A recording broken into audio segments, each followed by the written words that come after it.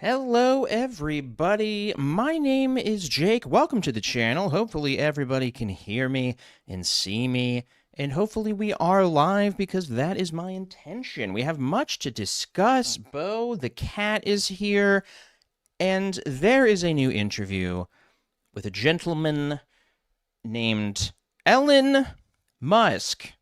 And we got to talk about it. If you've seen this channel before, I've done some videos about Elon Musk, interviews from the before times, before the second Trump presidency. And this is the first substantial interview with him from the current times, the times in which we currently live. I do hope that everyone can hear me and that my audio is okay. Please sound off in comments. Because we are using the janky free edition of StreamYard. If you are a technical wizard and want to help me understand live streaming better and use Streamlabs, please reach out to me. My email is exjwfaq@gmail.com. We're slumming it with StreamYard today. And we are talking about an interview that Elon Musk did with the Economist, with the editor. Let me try that again.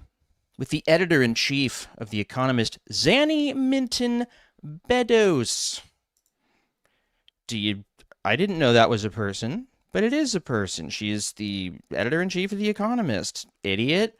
And in order to watch this video, I had to do a free trial to the Economist. So part of your role in the audience at home today is to help me remember to cancel my subscription to The Economist before it charges me $30. So that would be great. That's a bit of suspense for the proceedings today. Will I remember to cancel my subscription to The Economist? Stay tuned and find out. Now, to get to some context before we watch this, I haven't pre-watched this interview. I have seen some clips. Some clips have been going around, going viral. A lot like actual viruses spreading around, thanks to cuts made by the Department of Government, Elon, DOGE. And I know that in this interview, Elon is confronted on the deaths that have come up, Some deaths have come up. People have died as a result of the cuts to USAID and other DOGE programs.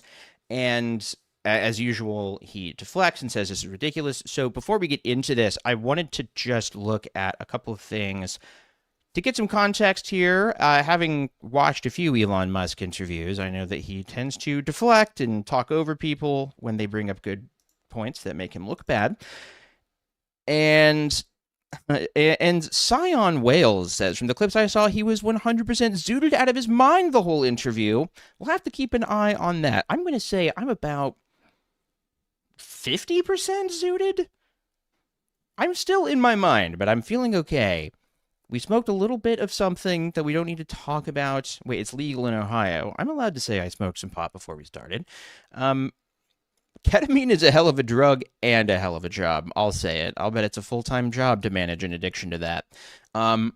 Okay, so there was this article in the New York Times. This was an opinion piece posted on July 1st, so just earlier this month, by Nicholas Kristof, because Nicholas Kristof yelled at Elon Musk on Twitter, confronted him with the fact that people have died. Because when Elon is presented with this, the few times it has come up, Elon is obviously a bit more selective with who he talks to in interviews than he was before he became the world's first off-again, on-again trillionaire. Now that he doesn't really have to answer to anyone, he doesn't often put himself in a position where he has to talk to people. And so he brought up on X, like, bring up one example of even one person that died. And this gentleman, who is an opinion columnist for the Times, did do this. And this is devastating for regular viewers of the stream. But StreamYard is locking my sound drops.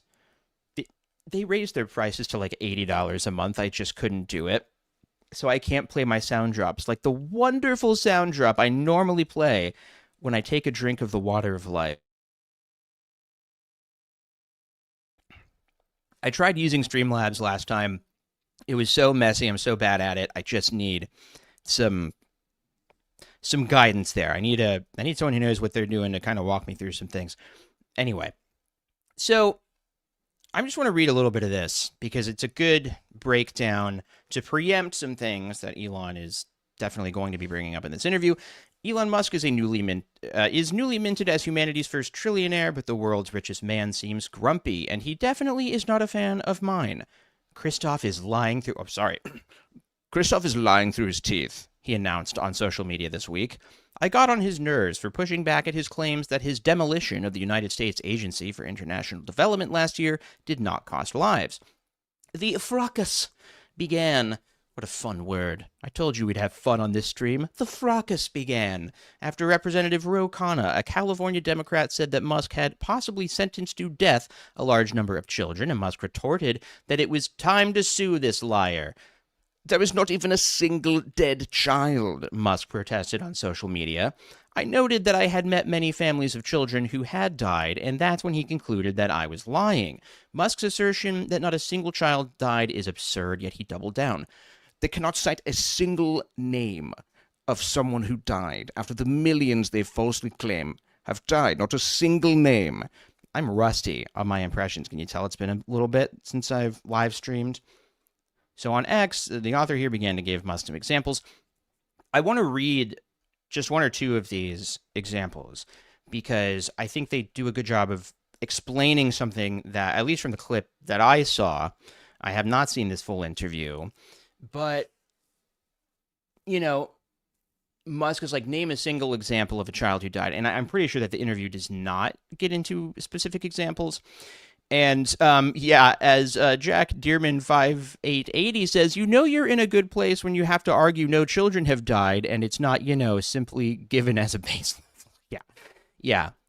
Maybe you're not doing so great if people are regularly accusing you of being the greatest mass murderer of this century. Greatest in terms of being the best at being a mass murderer, I suppose. So Jibia, I'm not sure if I'm pronouncing that name right, was a 10-year-old girl ranking third out of 58 students in her fourth grade class in Rwanda, Uganda. Aid cuts meant that the local clinic ran out of $2 bed nets to protect from mosquitoes, as well as anti-malaria medicines. Jibia died of malaria last July, her mother told me outside the family home.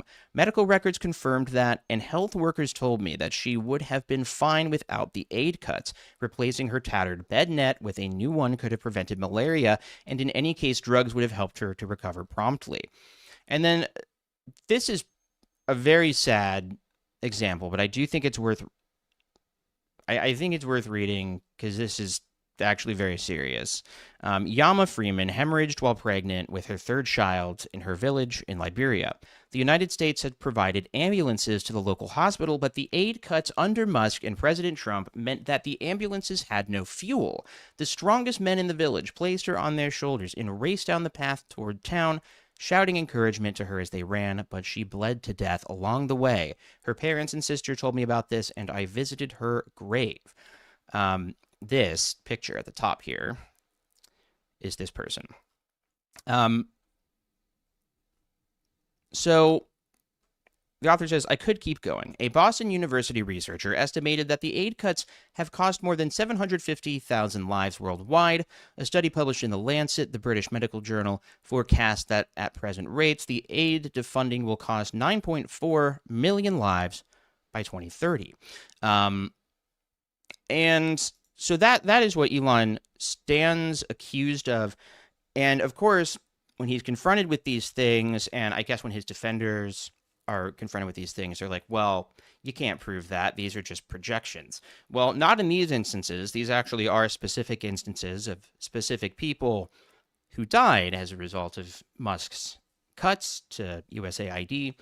But I think what those people are ultimately saying is that it's just not our responsibility when anything bad ever happens as a result to our actions, a result of our actions. They believe in, I was reading another expert who wrote about this. They believe in kind of this Mad Max dominate or be dominated worldview, and they think that they should be able to do whatever the fuck they want. They think that just helping people in general is charity and charity bad. Fuck them. And so I don't think that they care. They just don't see them as human beings, and they just don't give a shit. Um, but another lie I wanted to point out before we get into this is something that I kind of want to just state because I don't know if I've been clear about it in my own videos. I think I have been. But I sometimes worry that because I make these silly videos where we make fun of the tech billionaires, that people think that I think that they're only stupid idiots, that like Elon and Peter Thiel and Mark Andreessen and all them are only dumb fucks, but that's not what I think. Like, these people are evil, and I believe that they are enacting a very intentional plan, one that is drawn out from the Christian right perspective in Project 2025, but is also seen, in this techno-feudalist manifesto, the network state, other things that these billionaires are putting out there. And to me, DOGE was very clearly about destruction. What the tech billionaires want to do is they want to destroy the federal government so that they can industrialize and make for profit all of these things that the government used to do. And so destroying large swaths of the federal government is part of that plan. If they can make certain government programs cease to function, then they can come in with a private option and charge money for it. So I believe that is the true intention of DOGE. Like, I don't believe for a second that DOGE was ever supposed to be about finding an efficient, it was never about efficiency. It was never about cutting costs. It was only ever about destruction and getting a bunch of data and at the end of all this, selling it all off to the highest bidder, I think. And so I wanted to read something from Gil Duran of the Nerd Reich. If you don't read him, you should. He's writing some of the best stuff about the tech billionaires out there, and he's got a book coming out that I'm sure will be great. He said something, this is like a transcript of an interview he did around the time, actually, let's see exactly when it was. This was December 10th, 2024. Gil Duran's been early with this stuff. The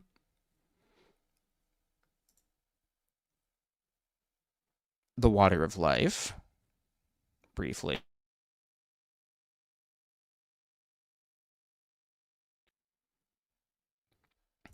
Yeah, exactly. Like, to me, I just try and take a comedic approach when I make the video. Essays. Essay is a strong word for the kind of videos that I make, but when I make those kind of videos, my goal is just to talk about triggering stuff in a way that's not super triggering.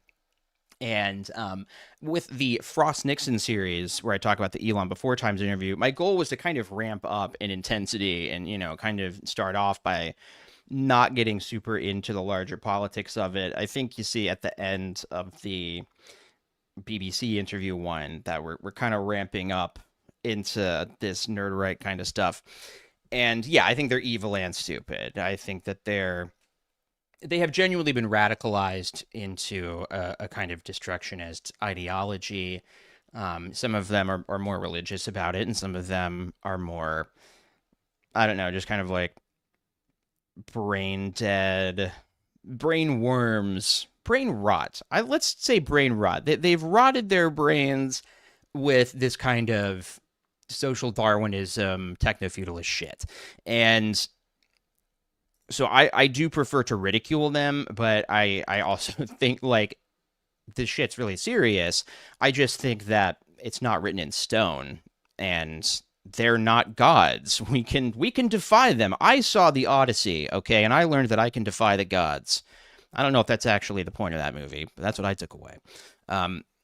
So a couple things that Gilderan says here. He says that DOGE, he first of all talks about that it's just like, it's wrong to call it the Department of Government Efficiency. Like, that's Orwellian language because its actual intention is the exact opposite. It's destruction. It's not to make things more efficient. They believe that the government simply shouldn't exist, at least as it currently is. And so, okay, he says it's about the long-running Republican goal of privatization, privateering, turning government functions into sources of private control and profit. If you look at it, they're trying to privatize the military and basically make Silicon Valley the new capital of the military-industrial complex. Obviously, Elon Musk is privatizing space travel with SpaceX, basically undermining NASA. He wants to take that job and that function and that revenue stream for himself. We're going to see them try to take down the Department of Education, harm public education because privatized education is a huge goal of the right wing. And this part I thought was really good. There's always been some degree to which private companies contract with the government for some part of what was the public duty or public work. But I think what we're looking at is an absolute realignment toward privateering and privatization, not to mention the elimination of all kinds of government jobs and personnel, which is a huge goal of Republicans also, to shrink government down to the size that it can be drowned in a bathtub, was the old saying. And apparently it's Vladimir Putin's bathtub we're going to drown it in. And the person who said that was Grover Norquist. So yes, that is their goal, I think, is to drown the government in the bathtub. And yeah, actually Flock is privatizing policing and security. Who here remembers Halliburton? Oh my God, yes, of course. It just feels like we never really did recover from the war on terror, did we? Okay, so with all that in mind, with that fun stuff out of the way, let's get to some Elon dunks. Oh wait, I need my headphones. Hang.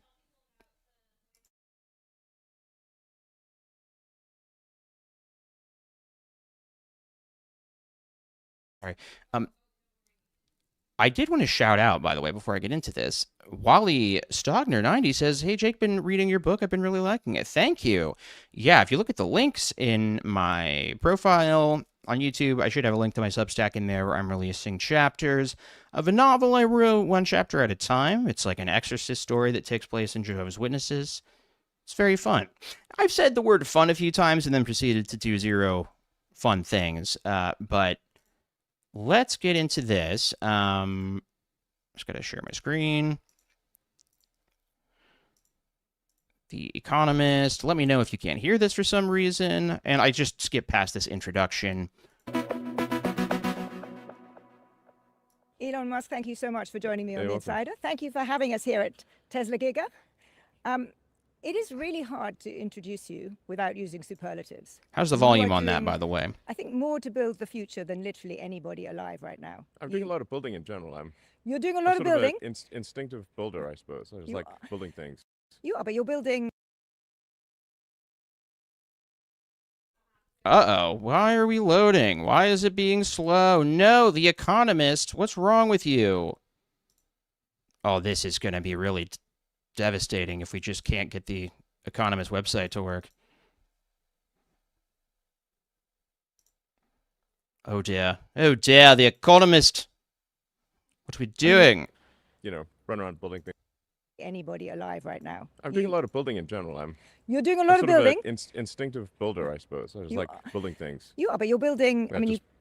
You know, run around building things. Wow, wow, wow. Big lies right out of the bat, saying he's building things. It's actually not what he's known for at all.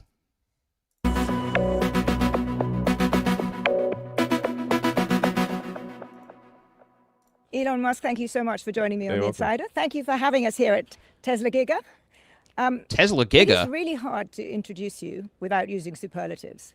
You are doing, I think, more to build the future than literally anybody alive right now. Okay, well, I immediately disagree with that framing. Although, I immediately like this pause face for Elon. I'm doing a lot of building in general. You're doing a lot of building? I'm sort of an instinctive builder, I suppose. I just like building things. You are, but you're building... John Casey, if you watch the first couple minutes of the stream, you'll find out. All day long. You run around building a lot of things. Or if you keep watching this. You pioneered electric vehicles, you revolutionized space travel. Wrong, You've got a cutting-edge AI model now. You know, these terms are so vague that I guess they're not necessarily wrong. Like, he revolutionized it, but, you know, if revolution is a value-neutral term, I guess yes. But, you know, he didn't actually make space travel better. He's made it worse and more expensive. And his own company doesn't actually accomplish that much. Now, humanoid robots. Can we start this conversation by you putting all of this together? Yeah. Tell me what the world's going to be like in, let's say, 10 years. If you Oh, succeed. wow. Okay. I've seen all of these fucking comments on social media like, more interviewers like this, please. Yay. And I'm just kind of like, fuck this right off the bat. Like, unless she's really gonna the swipe the feed out from under him, to use that classic expression, I don't know about this. Actually, while he's giving an answer, I'm going to see if I can find this website that I found in doing some videos on Elon, of all of the failed prophecies and promises that he has. Like, anytime he says what the future is going to be like in 10 years, it's been wrong. 10 years, so we're talking 2036. Yep. Hopefully we'll both be around. Hopefully, I yes. think we can. Probably. Most likely, we will be. It's hard to imagine the future where there's not an overwhelming amount of artificial intelligence. Meaning, like in 10 years, I would expect artificial intelligence to be far greater than the sum of human intelligence. Like, far greater. In what way? What do you mean? Greater AI how? may exceed the sum of human intelligence. What does it mean, though? Like, what does it mean for artificial intelligence to be greater than human intelligence? Like, that it knows more facts? That it's capable, like, what does that mean? This is a huge problem with the way the right talks about intelligence, and you see it in the way that they talk about IQ and the bell curve and all that shit. They can't actually define what intelligence is, because there are things like emotional intelligence and creative intelligence. Well, I had subtitles on and it like caused the video to crash last time. Let's see if it works. In around 5 years. In 5 years. Roughly 5 years. 5 years for what? The fucking In fact, singularity? Like in 10 years, I would expect artificial intelligence to be far greater than the sum of human intelligence. In 5 Like, years. far greater. In fact, I think AI may exceed the sum of human intelligence in around 5 years. Okay, but like, what does this mean? You know, like, humans were able to decode the human genome. And so now, because humans did that, an artificial intelligence that was trained on human knowledge may be able to replicate it and do that too. But it can't actually create new things. Like, artificial intelligence is not the best way to describe what they are actually talking about. The LLMs, like Grok and OpenAI and ChatGPT, all that shit, they are language models. They're predictive text models. They're chatbots. They're not actually intelligent, and they are not capable of learning or generating new knowledge. So this is fucking bullshit. I'm mad. I'm mad that anybody convinced me for even a second that this interviewer was good. In 5 years. Roughly 5 years is my guess. So there really won't be anything that AI can't do better than humans. Really? What about build a bridge? Like, from beginning to end, from the stage of you are drawing the blueprints to a bridge to the bridge has been built. Is AI going to be able to do that without any humans interceding? Like, maybe, like, if we lived in a world full of autonomous robots, that could happen. But, like, what the fuck is he talking about? Anything? Literally anything? Would you trust a team of robots to do brain surgery on you 5 years from now? No. Probably not. Okay, so just to get a little sense of Elon's ability to predict the future, here's a website called elonmusk.today. Wait a minute. That thing up the top was to do with Epstein. I'm going to roll down a lot. Okay. Free travel to the sun. Okay. It's been 5,054 days since Elon Musk promised superchargers in the future would be free and solar powered. He said that on September 25th, 2012. Tesla supercharger will over time allow you to travel anywhere on pure sunlight for free. Snake charger. I don't think I know what that means. It just sounds like an actual snake to me. Let me go to something I can understand, me and my brain. frozen yogurt and electric roller coasters. It's been 3,442 days since Elon Musk promised Tesla employees free yogurt and electric pod roller coasters in exchange for not unionizing. So on February 23rd, 2017, he says there will also be little things that come along like free frozen yogurt stands scattered around the factory, and my personal favorite, a Tesla electric pod car roller coaster with an optional loop-the-loop route, of course. Not what that's called. That will allow fast and fun travel throughout our Fremont campus, dipping in and out of the factory and connecting all the parking lots. Wizard hat, cancer cure. We are aiming to bring something to market that helps with certain severe brain injuries in about 4 years, he said in 2017. This is, anyway, rockets to London? That sounds good. But it's not. Solar-powered factory.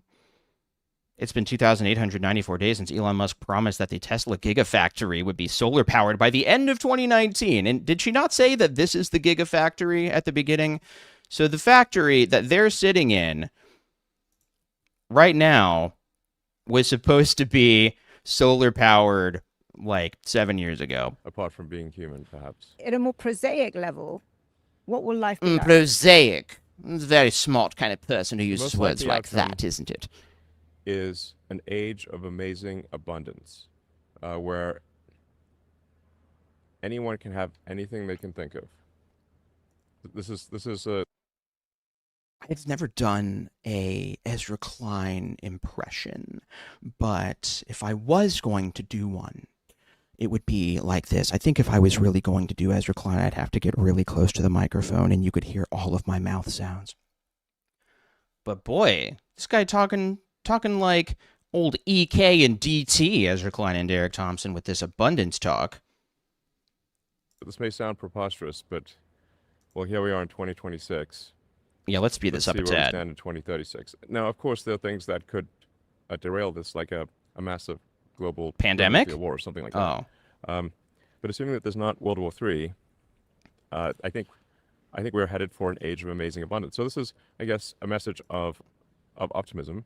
He's a and, trillionaire. excitement about the future. The age of abundance could happen instantly upon his say-so, if he would deploy his resources to make this age of abundance happen, but he won't do that because he doesn't actually fucking care. So we'll talk about the abundance in a second, but just on a very prosaic matter, how are your companies going to be making money? Because when you in the SpaceX IPO prospectus, it looked as though the overwhelming amount of the revenue would be coming from AI, from Grok, really. It won't be transporting things to space, as SpaceX is now doing. What will your companies be doing in 10 years?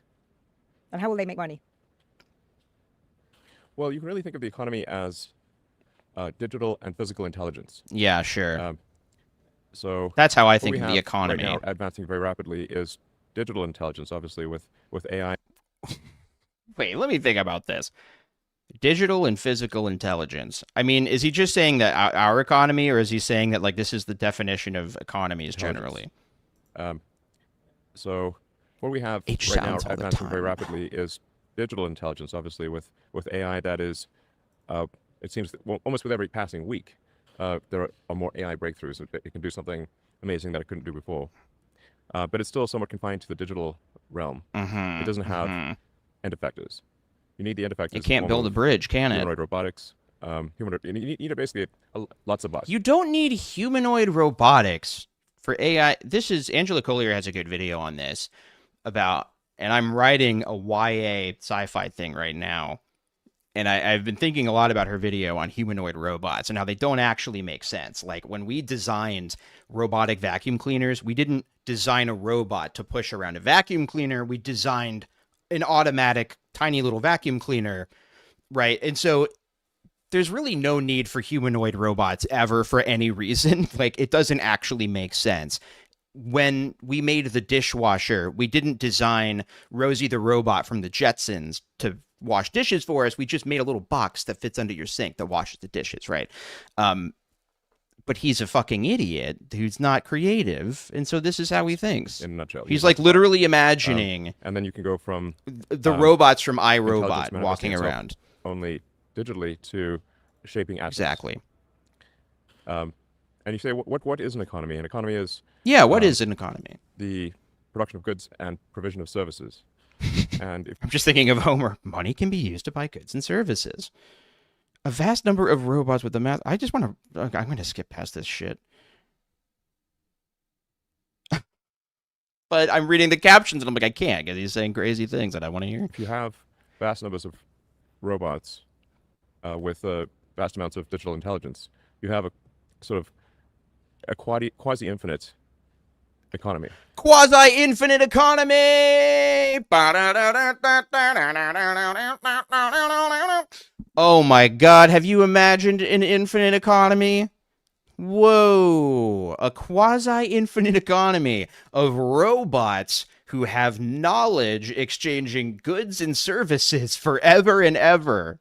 What? So this is really the future is going to be very, very different from the past. Whoa. There's no I've never heard anybody say that there's before. no analogy or metaphor that I think illustrates the magnitude of change that You we're can't going be to experience specific here. because it's so I impossible to understand that, and explain. I'm also trying to kind of figure out what that world will look like. But No, you in can't some do way, that. Good. It's going to be pretty incredible. Oh, it's going to be.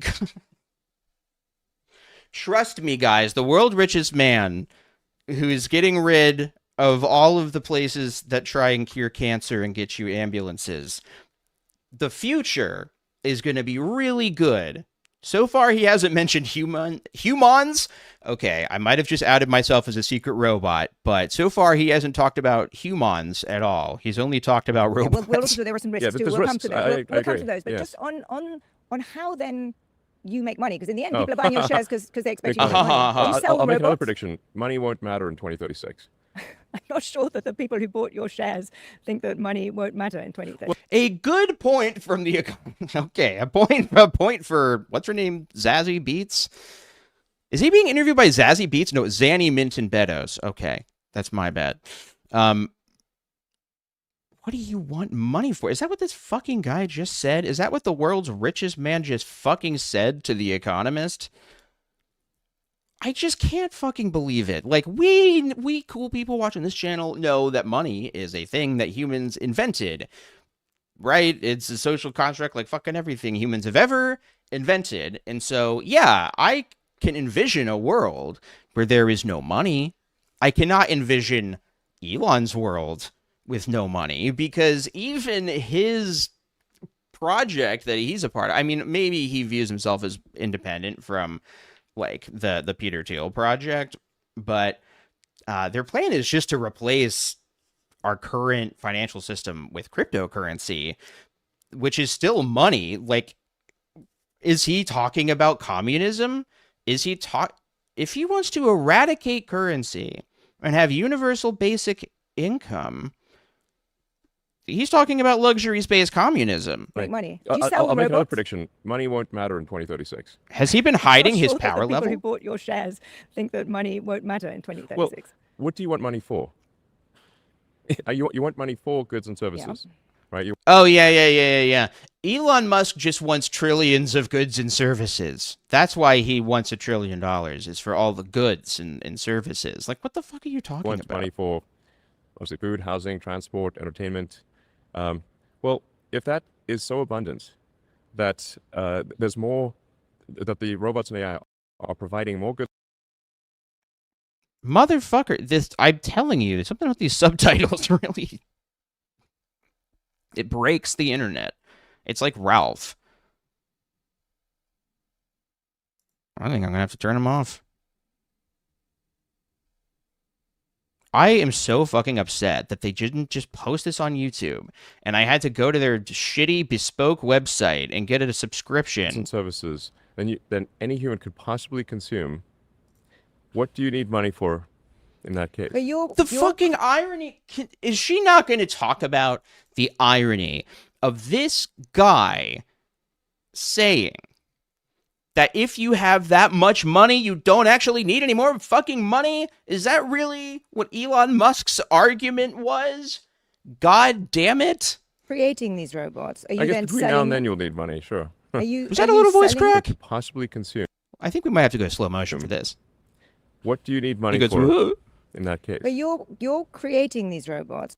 Here, let's go slow motion to see if we can hear a little voice crack. We'll go to 0.5 speed. Are I you guess then between now and selling? then you'll be funny, sure. Are you? All right, good. Sometimes we have to go in for the slow motion replay and see what Are you happened. selling these robots? Are you selling humanoid robots, or are you producing goods and services with the humanoid robots that you control? Good question. Like, are you the Levi I Strauss? Are think you I think selling? I think I would probably be. It would be an exercise in vanity for me to think that I would be controlling a super genius AI that is vastly smarter than me. And yet, he fucking does think that because he owns Grok and he tried to do OpenAI. What kind of fucking fake fucking circus world do we live in where I gotta I listen think to what this we shit? can and should try to do is to make sure that the I mean, AI nobody's making me do has this, but good values, that it cares about humanity, and that oh, for fuck's sake! it wants us to be happy and prosper. I think it probably will be. What does that mean from his point of view?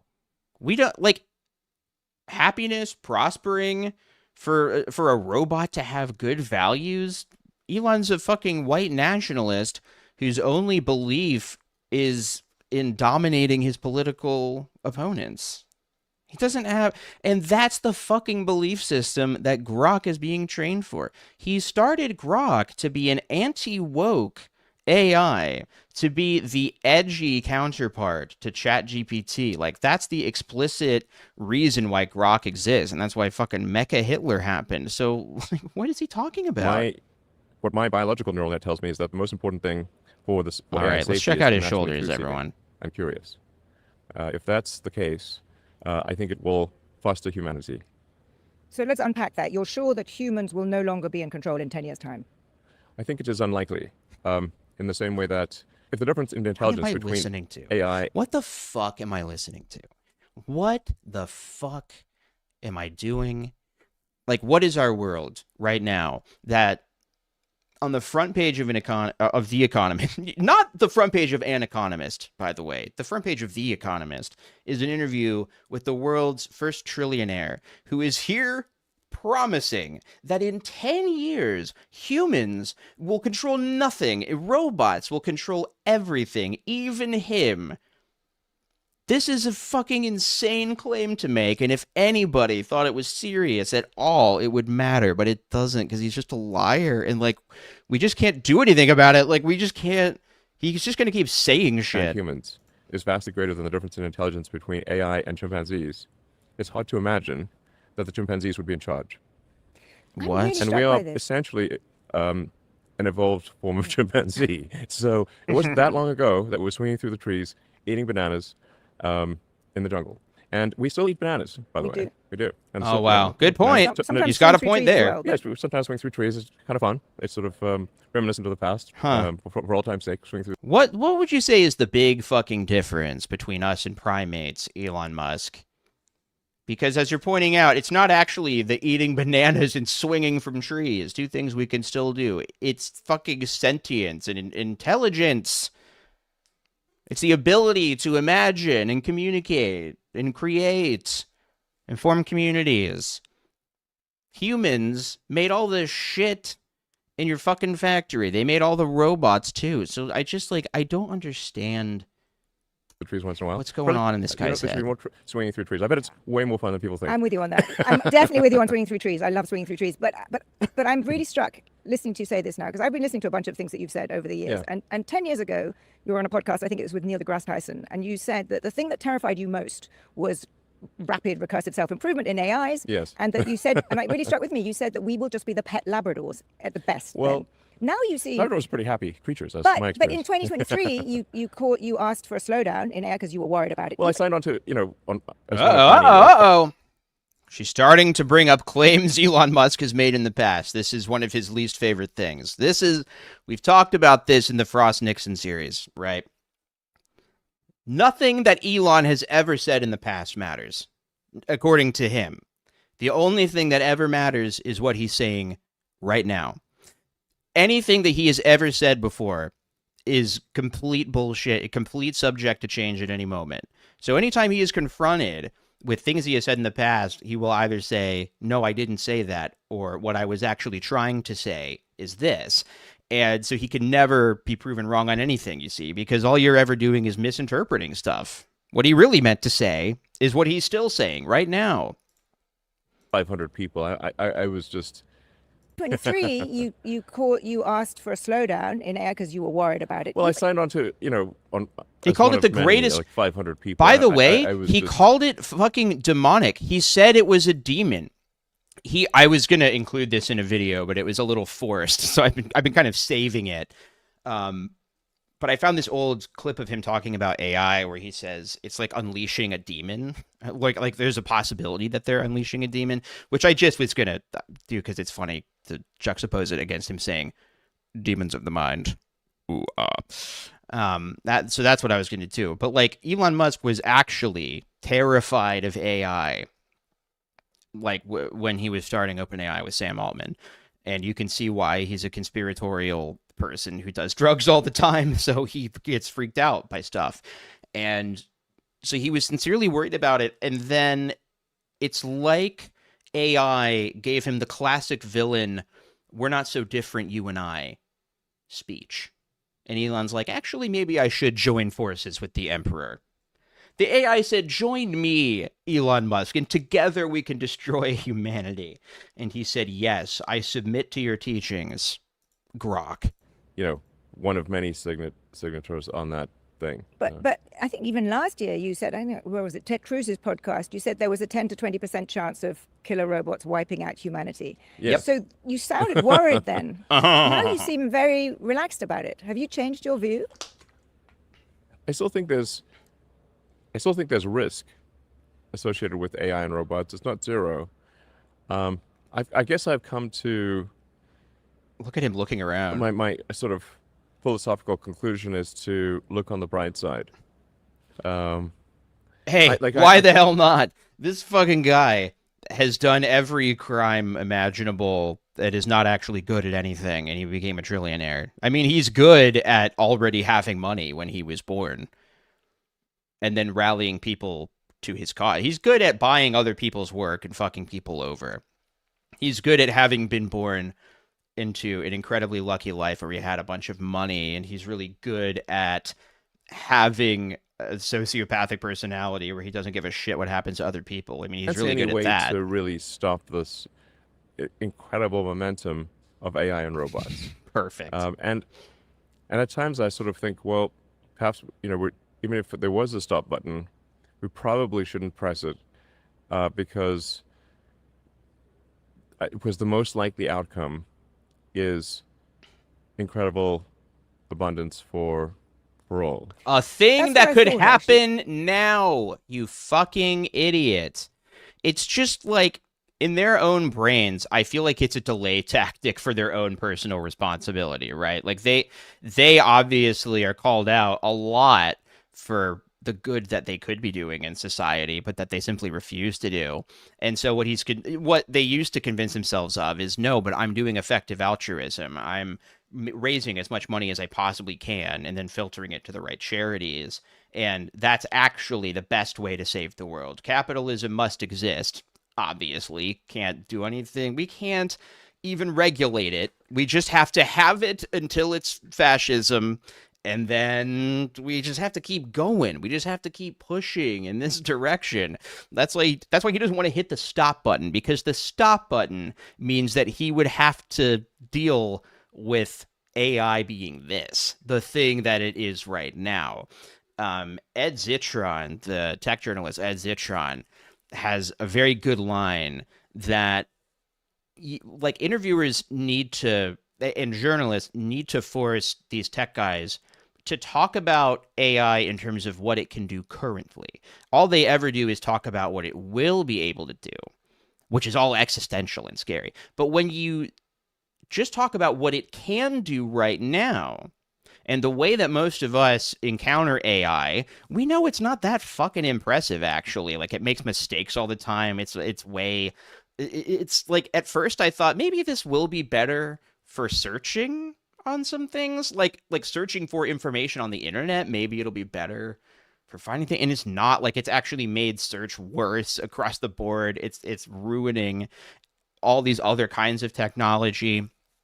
And if that is the plateau of what this current model is. Like, this is where they've put all of their money, is in these large language models, which do not appear to be capable of becoming a godlike, all-knowing, generalized intelligence that can take over the world. Kind of doesn't seem like ChatGPT is capable of doing that, considering it doesn't even seem to be capable of consistently giving you accurate recipes for how to make pizza.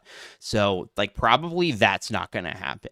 But he just needs it to be that. Like, he needs that to be the promise of AI, because then it makes total sense that he's devoting all of his resources into developing this thing that right now appears to be destroying the earth and appears to be drying up the earth's water supply and displacing, people in poor countries and in marginalized communities. It appears to be making everything expensive and worse.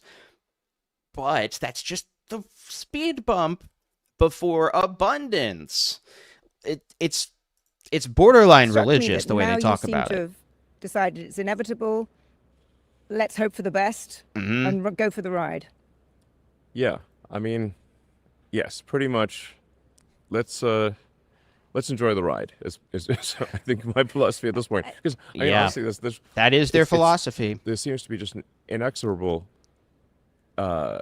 progress here in AI and in robots. That And in you know, robots, even if I you wanted to can make stop a it, I dog-shaped couldn't. robot that goes Do you think there's still a upstairs. 10 to 20% chance that killer robots mean the end of humanity? That's a high P doom, as they say. Well, in the long run, we're all dead, of course. You know. So I mean, Yeah, so This shit, like, I mean, this is really the problem, isn't it? Like, him and his entire cadre of billionaire friends, they truly do not feel that they have any responsibility to the future. None. They're like, we're all going to die eventually, unless we invest in the technology that gives us fucking immortality. These guys are like the fucking colonizers looking for the fountain of youth or something. Like, they just have so much money and resources that they're using it to fulfill their delusional fantasies and completely neglecting the reality, like the good that they could do with their resources if they would join the rest of us here in reality. like according to So we have no choice the but to standard model destroy of them. physics, the end of the universe is a long, boring, Hugbug, sort of thin, gray soup of. did you Uh, not hear just earlier that instead of unions, you can have frozen yogurt and roller coasters on the factory floor? I mean, I know that it would be nice to know that you have paid vacation and sick days and weekends and stuff. I know that that sounds nice, but wouldn't it be just as good to have free frozen yogurt and a roller coaster track that takes you from the factory floor to the fucking bathroom? That's kind of like having a union. uh, Gradual cooling. Meaning it's sort of the heat death of the universe is called.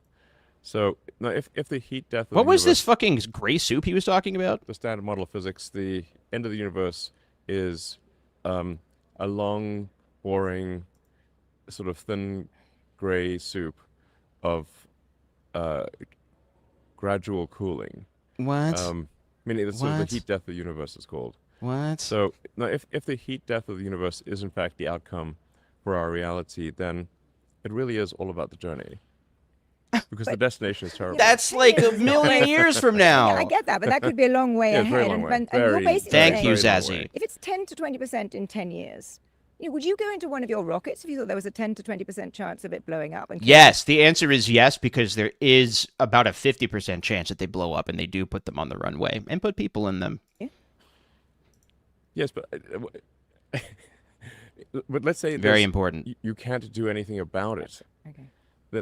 I guess the only thing we can try to do is minimize the probability of the bad outcome.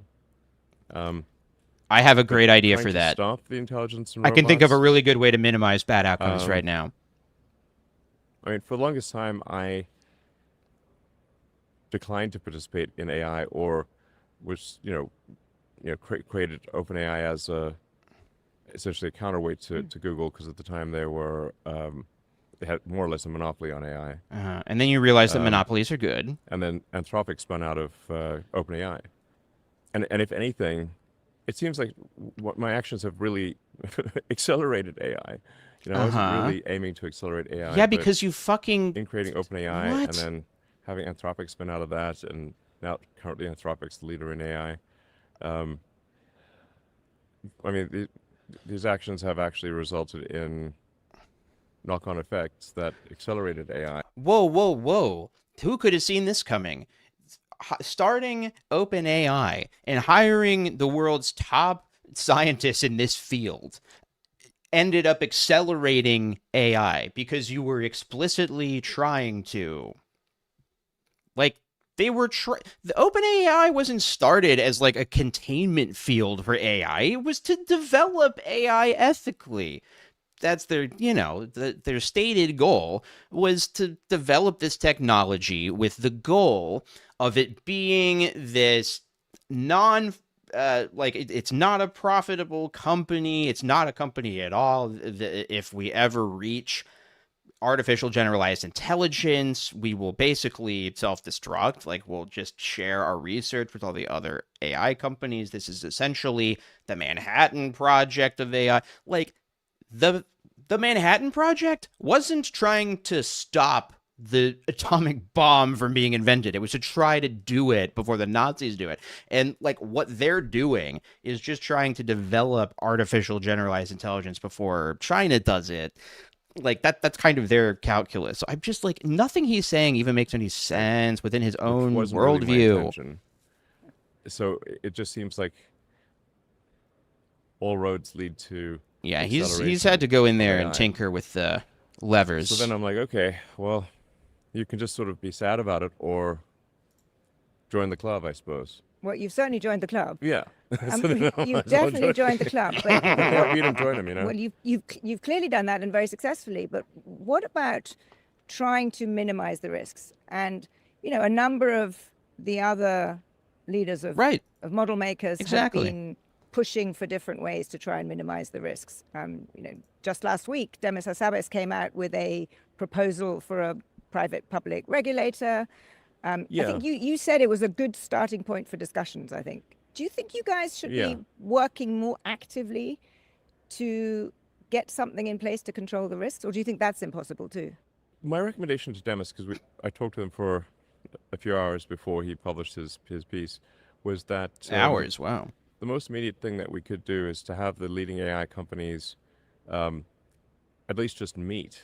We'll have some sort of call once every few weeks and just discuss any safety and security issues and that before a breakthrough, sort of a new frontier model is released, something that sort of is far more intelligent than anything that already exists, that there's an opportunity for the various competing AI companies to test that model for any harmful effects. Wow, that sounds like what OpenAI's original stated goal was. Like, what he's saying, it just doesn't make any fucking sense, because the various AI companies are not the Manhattan Project. Like, the Anthropic and OpenAI and XAI are not trying to save the world. They're trying to create the best AI model that they can sell and monetize. They are competing with the other AI companies. So this idea of like the AI summit where all of the AI companies get together, what does that even mean? Yeah, he seems like he's really struggling. And to be able to recommend pausing to address some of these security issues. I think that's sort of the easy, quick thing that we can do, and it can evolve to more than that. To over set time. a fucking Zoom call. But that's that I think would be a smart move. But why haven't you done that yet? I mean, there's like 5 of you, right? I mean, Yeah. everyone knows the first name: exactly. Dario, Demis, Sam. You're on a You don't all fucking like text each other thread very together. much. Yeah. But you're not all. I mean, you're also all competing, right? You all want to be first. Yeah, that's what I was just Yes, saying. but that's where I think I might have been the too hard on competitors can Zanny earlier. keep each other honest. So meaning like if Oh, like if things yeah. Really good idea. We got to keep Dario Amodei, Elon Musk, and Sam Altman honest. quite difficult for someone in the government who doesn't have a deep technical understanding and isn't driving the frontier of AI to know whether something should be released or not. Um, However, the competitors, I think, can, if given sort of Yeah, a week exactly. or The two to best we review a can new do is model, we grade our own homework. can highlight issues and have an incentive to keep all the competitors have an incentive to keep the others honest. Do you have enough trust between you to do that? I mean, you don't much like each other. Wouldn't Sam Altman just think you're going to nick all his ideas if you did that? Wait, I can't tell if Chandler is Well, we're being just talking about a serious week. there. Honestly, I think as little as a week is about all the that would be automobile. needed, for private testing. It's not to hand over the AI. It's just to test To it. test it. Have you proposed this? Yeah, just to test it via an API or something. Wait, what? What is he trying to test? Wouldn't Sam Altman just think you're going to nick all his ideas if you did Yeah, good question. Well, we're just talking about a week. Honestly, I think as little as a week is all that would be needed for private testing. It's not to hand over the AI. It's just to test to it. test it? God Have you forbid, proposed yeah. this? Yeah, just to test it via an API or something. I think that would probably be a good thing to do. But have you Probably. proposed it? I mean, you could That's what presumably I organize suggested that. to Demis, and I guess I don't know, Demis. Is I'll that the talk to guy Dario from about it, Anthropic? too. No, that's Um, Anthropic. That's Dario. There's also, of course, some very competent Chinese AI companies Yeah, some. that there's several that are very good. The new Kimi model. Kimi K3, yeah, the one that came out last week, has, I mean, it's almost as good as Fable, right? So it's, Well, I think realistically, Fable is Oh, I'm sorry. still, clearly the smartest model. We might just I have think to anyone realistically would say reload that every that's once in still a the while. case. But the Kimi model Is it too quiet? getting quite close to Fable. Now, Anthropic had Mythos, from which Fable is derived. I think they had that ready in February, so they've got whatever they call. I'm not sure what they call it, but Mythos 2 or Fable 6 or something much better than what they had in February. They almost certainly have, not almost certainly, they certainly have right now. So, and I think they could release it at any time. just before we get on to releasing, how do you think about the Chinese model?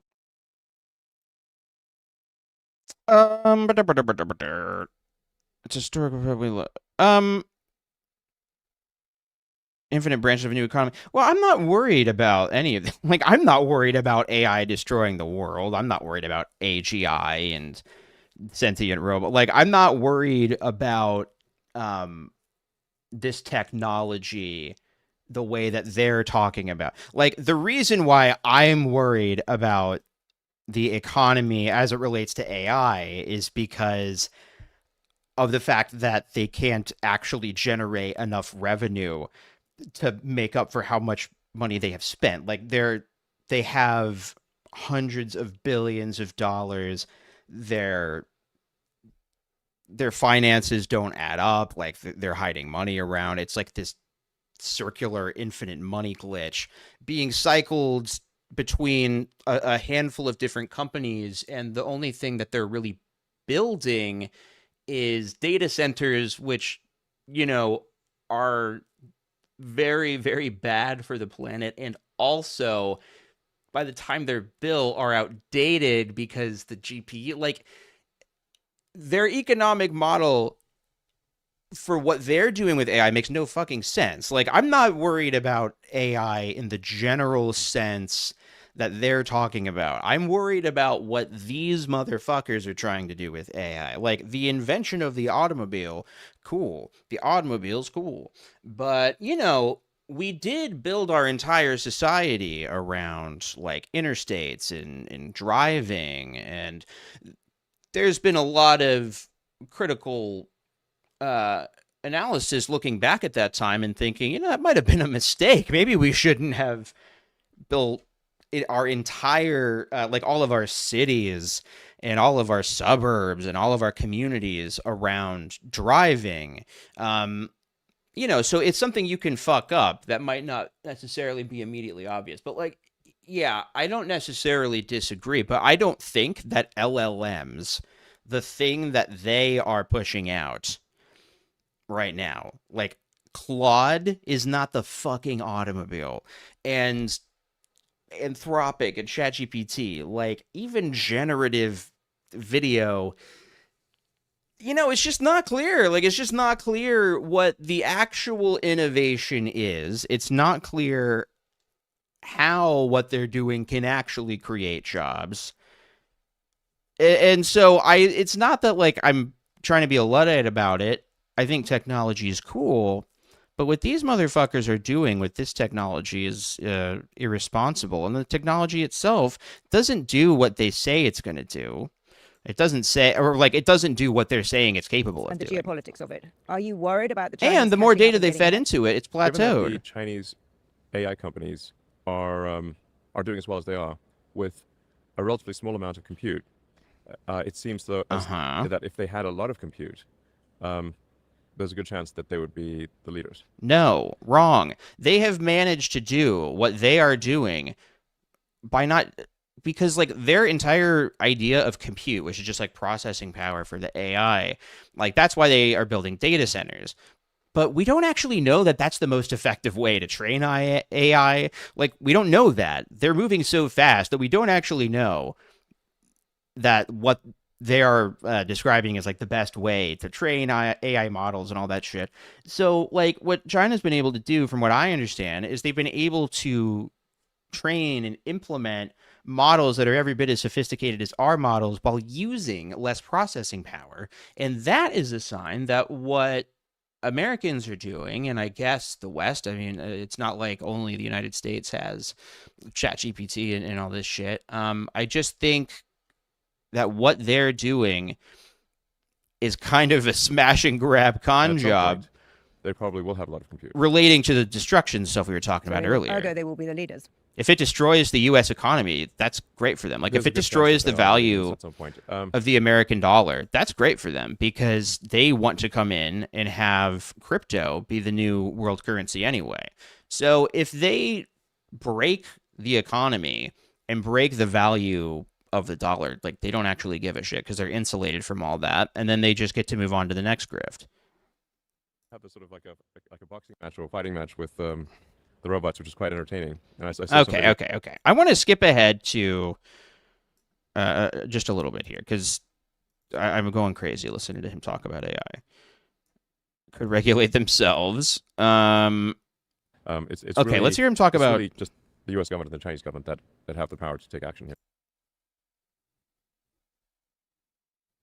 Fun, but Yeah, let's hear some. Let's hear some tea. Drama video.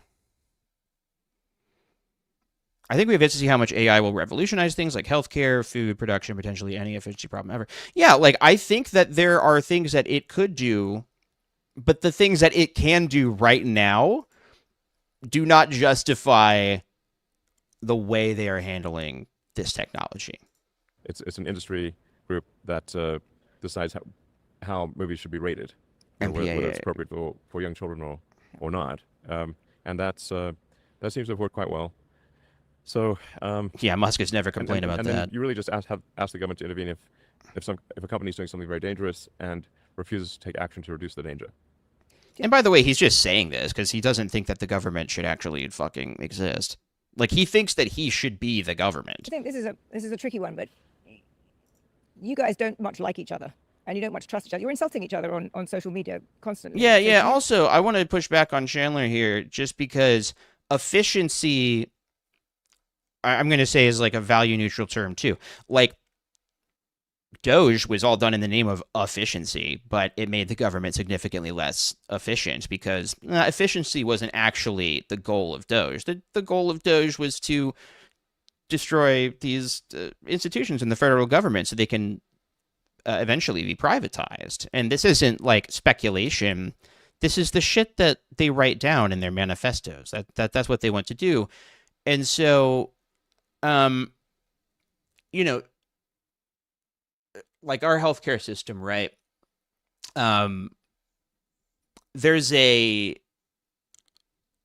I'll talk about this from like surgery standpoint because I've worked with surgery, right? So there's the healthcare industry is all for profit pretty much because private insurance, blah blah blah, right? Like patients getting surgery. Just to simplify this, when a patient gets a surgery, the hospital gets money, right? So what does the hospital want to do? They want to be able to do as many surgeries as they can in a day. So what do they do in order to do that? They want to make the process more efficient. So what do they do to do that? Well, they say, all right, every room has to be cleaned, like between each surgery in each OR, we need to only spend this amount of time cleaning the rooms so we can cram in as many surgeries in this room a day. Now that has made that OR more efficient. But has it made the surgeon a better surgeon? Has it improved the healthcare of the patient? Has it ensured better outcomes? No, it actually hasn't done any of that. And in fact, the push towards efficiency might make those things worse. Like, not necessarily, because good surgeons, they're going to take as long as they need to take to do the surgery, right? But do bad surgeons exist who do it for the money? Yes. And they will do a sloppier job to get in more patients a day so that they can get more money. And so, because the healthcare industry, like everything else, is a capitalist enterprise, efficiency is a buzzword. We need to make things more efficient, but making things more efficient doesn't necessarily make the outcomes better. That's kind of my example here, right? So like when we talk about AI might be able to more efficiently do X, Y, or Z, it's actually like, other than coding, which seems like the area where they've had the most success, and I think like people who have had success with it seem to like it, right? And okay, can I give you, while we're on this tangent, I'm going to pivot and I want to talk about something that like my little hot take on AI in terms of its usefulness. My hot take on AI is that the LLM thing is really not what AI is going to end up being. Like, I think it'll be a part of it, but I don't think that's what's actually useful about it. So, do I ever use AI in anything I ever do? No.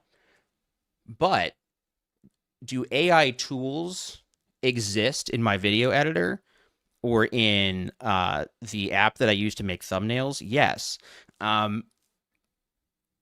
Now, is this actually artificial intelligence? No, it's all branding. Like, we're calling it AI, but the thing that they're calling AI is not actually intelligence, right? This is all just marketing. It's all just branding.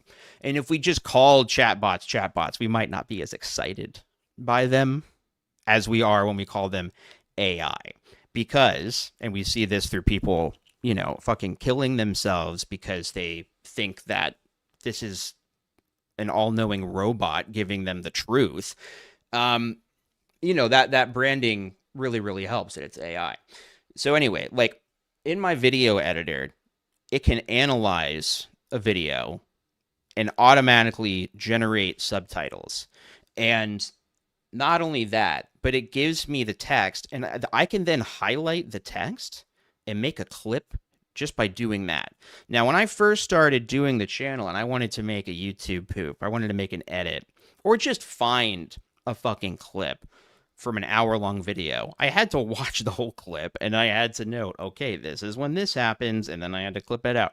But now, you don't have to do that. And I think the convenience of this technology is way more in stuff like that. Like, that is a tool that helps me be more efficient at making videos. And it's not replacing a part of the process that was artistically valuable necessarily. And like with Photoshop type apps, it's the same. Like, AI is good at, when it comes to the image stuff, it's relatively good at detecting the background of an image so that you can click a button and it will automatically remove the background. Whereas before you had to very meticulously like drag the lasso tool around the object.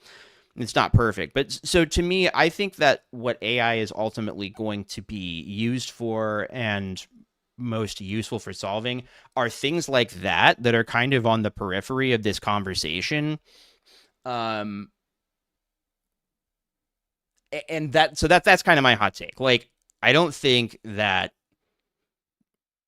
OpenAI's ChatGPT models and that kind of thing is the future so much as I think really quick and effective tools that can get rid of tedious work, that probably is more where it's at. Anyway, I did not. I started doing it just through all worldly, just for the fuck of it. Anyway, did that even make sense? I've just been like rambling for 20 minutes. It's been too long since I've live streamed. I have a lot of thoughts. Do you think you can do that with people that you dislike, that where there seems to be such kind of personal vitriol? She's to reset here. She's saying, okay, you want to have these summits with AI leaders, but you and Sam Altman famously don't get along. So how's that going to go? Between some of these leaders. Yes. Well, I'm not a fan of Sam Altman because if you started a nonprofit that was meant to be an open source AI company and owned by the world, and it somehow got turned into an $800 billion for-profit company with closed source, I think you'd be like, well, wait a second, that's the exact opposite of what I donated the money for. That's my issue. I think it's legitimate. Could potentially. And then it's all, Dario, I think, buzzwords about potential future use. In fact, the reason the Anthropic and none of it's about OpenAI what it can do right now. You know what I mean? Otherwise, Anthropic wouldn't exist. They would still be at OpenAI. Like, yeah, AI could cure cancer. You know who else could cure cancer? Like a fucking human tomorrow. We don't fucking know. None of us are cancer researchers in the chat. The Anthropic team left OpenAI is because they didn't trust Sam Altman. Otherwise, Anthropic wouldn't exist. They would still be at OpenAI. I think Dario is a very principled person. He cares about things a lot. Cares about the future of the world. And I think everyone I've met at Anthropic so far has been, I'm like, no one set off my evil detector. You know, they always seem like they're well-intentioned. No one has set off Elon Musk's evil detector. Now, we know that he called one thing evil, and it was that New York Times opinion columnist who suggested that his cuts to USAID had killed people. So that's evil. Accusing Elon Musk of malfeasance, that's evil. Wokeness is evil. DEI is evil. Trying to regulate artificial intelligence is evil. And so none of those detectors have gone off. And Donald Trump didn't trip the evil detector, by the way. Well-intentioned. Jeffrey fucking Epstein didn't trip his evil detector because he begged to go on his fucking island. I think, and listen, I know I've been a little harsh to Zanny, but I think, and I guess I don't know for sure, maybe she does bring up the Epstein stuff, but if you're sitting down with somebody who is in the Epstein files like that, I know that there are times when Elon Musk is just like mentioning somebody in an email because like he watched an episode of a show. What? That's not what I'm talking about. I'm talking about Elon Musk has multiple emails where he's like arranging meetings to finance what becomes SpaceX and like begging to go to the most hardcore party on Epstein Island. If you're a journalist and you sit down with him and you don't ask him about that, you're full of shit. You're full of shit. There is evidence. There is fucking circumstantial, strong evidence that this guy is a pedophile. And fuck you for not asking about it, in my opinion. We don't want to be complacent. But at the end of the day, if we have to talk, we'll talk. I mean, set aside our personal differences. Yes, exactly. This is my problem with Chandler's logic here. Yeah. Can we turn to one other risk that people worry about, particularly, I think, ordinary Americans, where AI has become incredibly unpopular. 75% of people are worried about it, and I think they worry about their jobs. And if you look at, let's be clear, it's because they're saying it. 50% of entry-level jobs. We're worrying about it. A lot of people are worrying about it because the fucking heads of these AI companies talk about it like it's an existential threat to the human race. and like it's happening and it's going to take your jobs. And then they successfully convinced middle management and business idiots, to steal Ed Zitron's term, to invest in AI and fire people. So like, yeah, that's probably why people are worried. White collar jobs will be Because gone people within a few actually are years. being fired because You're of it. building Well, humanoid robots. Yes, he also said, like, I mean, Dario did dig his own grave here regarding Mythos, because he said, you know, Mythos is like super scary, terrifying, and also, by the way, we're going to release it. And then it's You've like, said "What do you this mean?" too, you jackass. You You know, said it so was I like think releasing a demon. I think probably in the future we'll choose his words differently. But what's your Because Yeah, it- he it- should it watch doesn't his terrify everyone language, and then huh? say, "Oh, we're He releasing should this be careful terrifying with thing." choosing his words, People will obviously Elon. be alarmed about I that. You know, agree. you've literally told them to be scared, and then you release a scary thing, and so they will be scared. That is natural. No, your logic is I not certainly don't want you based to on alarm the people, but I facts. do Like, you're just saying that it could potentially cure cancer because it helped with cancer in mice, and therefore, what? Like, therefore, what? We shouldn't regulate data centers? We should just keep giving fucking Dario Amodei and Sam Altman and Elon Musk all of our fucking money? Like, what? I don't have a problem with, like, investigating this technology, but these people are fucking evil. They're sociopaths who don't give a shit about you. Like, these are not the kinds of people. And this is not just me saying this. Like, that huge profile about Sam Altman was a profile in how the people who are closest with him feel that he's got his finger on the button, and he is a dangerous person to have his finger on that potential button, right? So, like, it's not even necessarily the technology, it's the people who own it. It's the people who have the ability to, like, force it out into the internet and our phones and our fucking emails and There was a shit. really important debate about how Nobody quickly signed and up to for what having degree AI in their has emails, displaced but now we people just from all jobs, because it is, do. as you say, if in 10 years there's more intelligence, artificial Yeah. intelligence than any human intelligence. Yes. And if you are, and if you're Yes. ahead of everyone, at least in this country, on powering humanoid robots, that's also going to He's be not. kind of He's factory not. work. He's not So building are you robots. Don't frame shit like this. Don't say that Elon Musk is responsible for developing humanoid robots. Elon Musk has never designed anything in his fucking life. He didn't design the robots. The scientists build the robot. The roboticists build the robots. Stop giving him credit for stealing other people's work. Fucking sick of this closer shit. to Dario, let's say, in your sense of the pace at which jobs are going to be displaced? I do think it's going to be a bumpy road. All right. I've had enough of this. I want to get to just for my own mental health. Maybe I will do more thoughts on this in the future, but I think I don't know. How much more do I have to glean from this? I want to get through the bulk of this. Okay. So this section is entitled "Should One Man Have So Much Power?" A question that Kanye West once asked, and then he became a sort of mecha Hitler himself. It's in charge, and at that point, controlling companies won't really matter.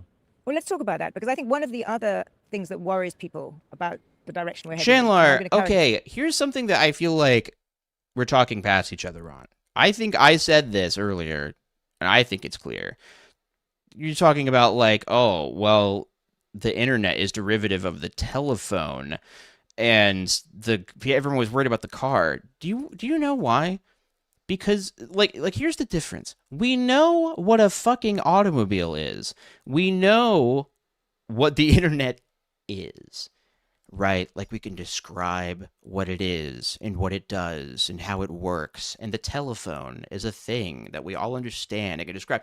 Artificial intelligence is not like that. It's not a thing that you can describe what it is and how it works, because it's just a marketing term applied to a variety of different things, none of which are intelligent. So I think this is a huge problem, right? Like, you can't just say AI is the next automobile or the next telephone, because, like, what are you talking about? Are you talking about Grok? Is Fable the next automobile? Or is it the programs that are going to work with Python? Or is it the image generation? Like, it is a marketing label that is being applied to so many disparate forms of technology that it's not actually clear what the fuck AI is.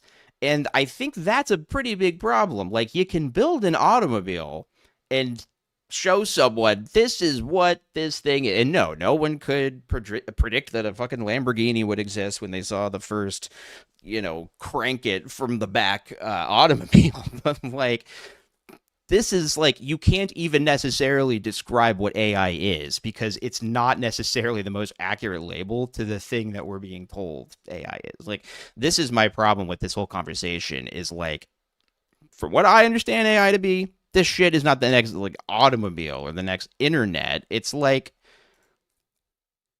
this could all just be a fucking plug-in. This could have been an email. But people think that the direction of the world is being shaped by a very small number of incredibly powerful people, and you are right at the top of that list. So what else is? But is this different from the past?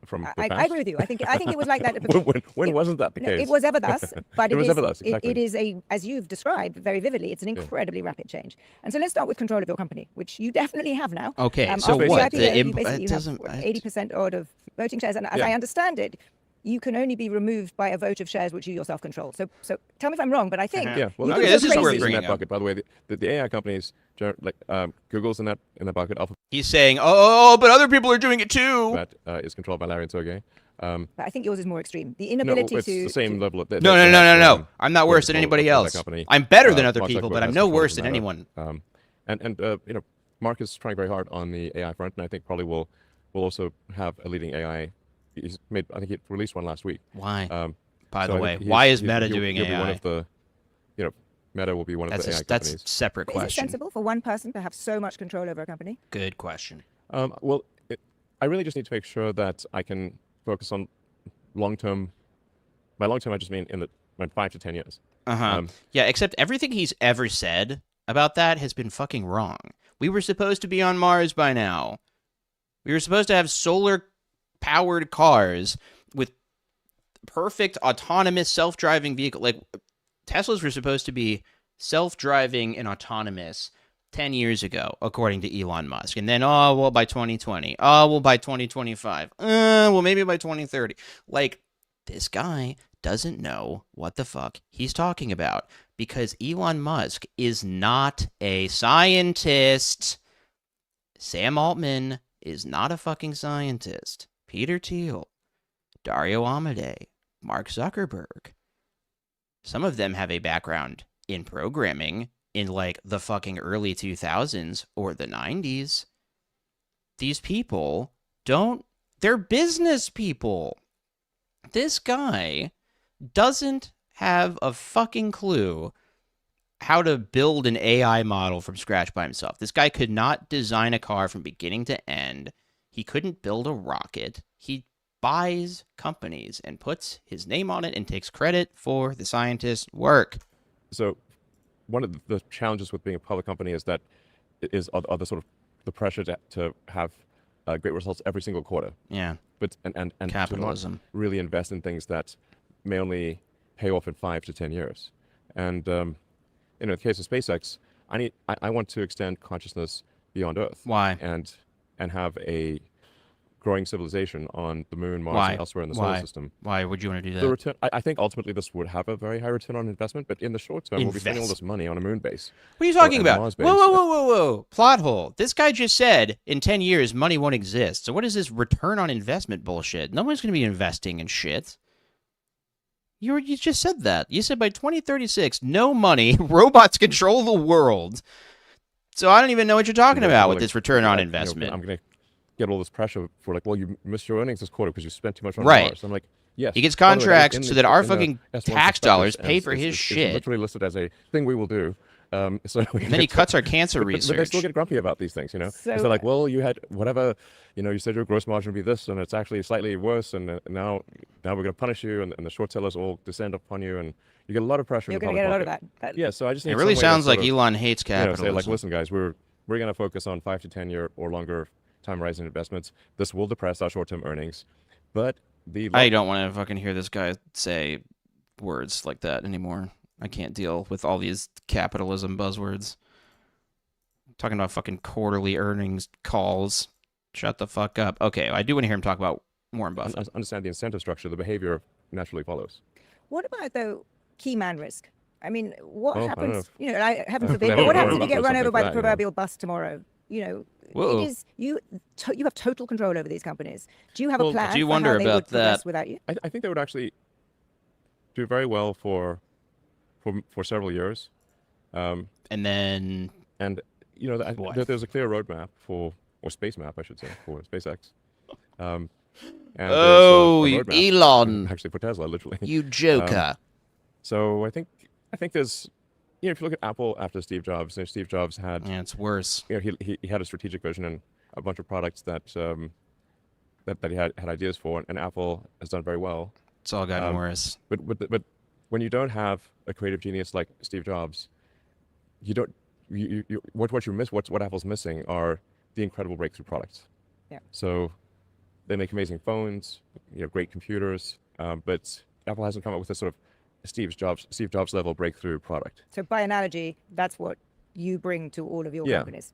You mentioned Oh yeah, yeah. So here's Elon's amazing breakthrough product. Guys, design a rocket ship. Guys, you know how I was just doing AI with Sam Altman? Let's just do that, but not woke. Guys, you know how where you already have a factory where you make cars. Can I own that? And then I fire the people who started it. And then I just tell people to make things that are impossible. And then in public, I say that they're coming in 5 to 10 years. And then it doesn't happen.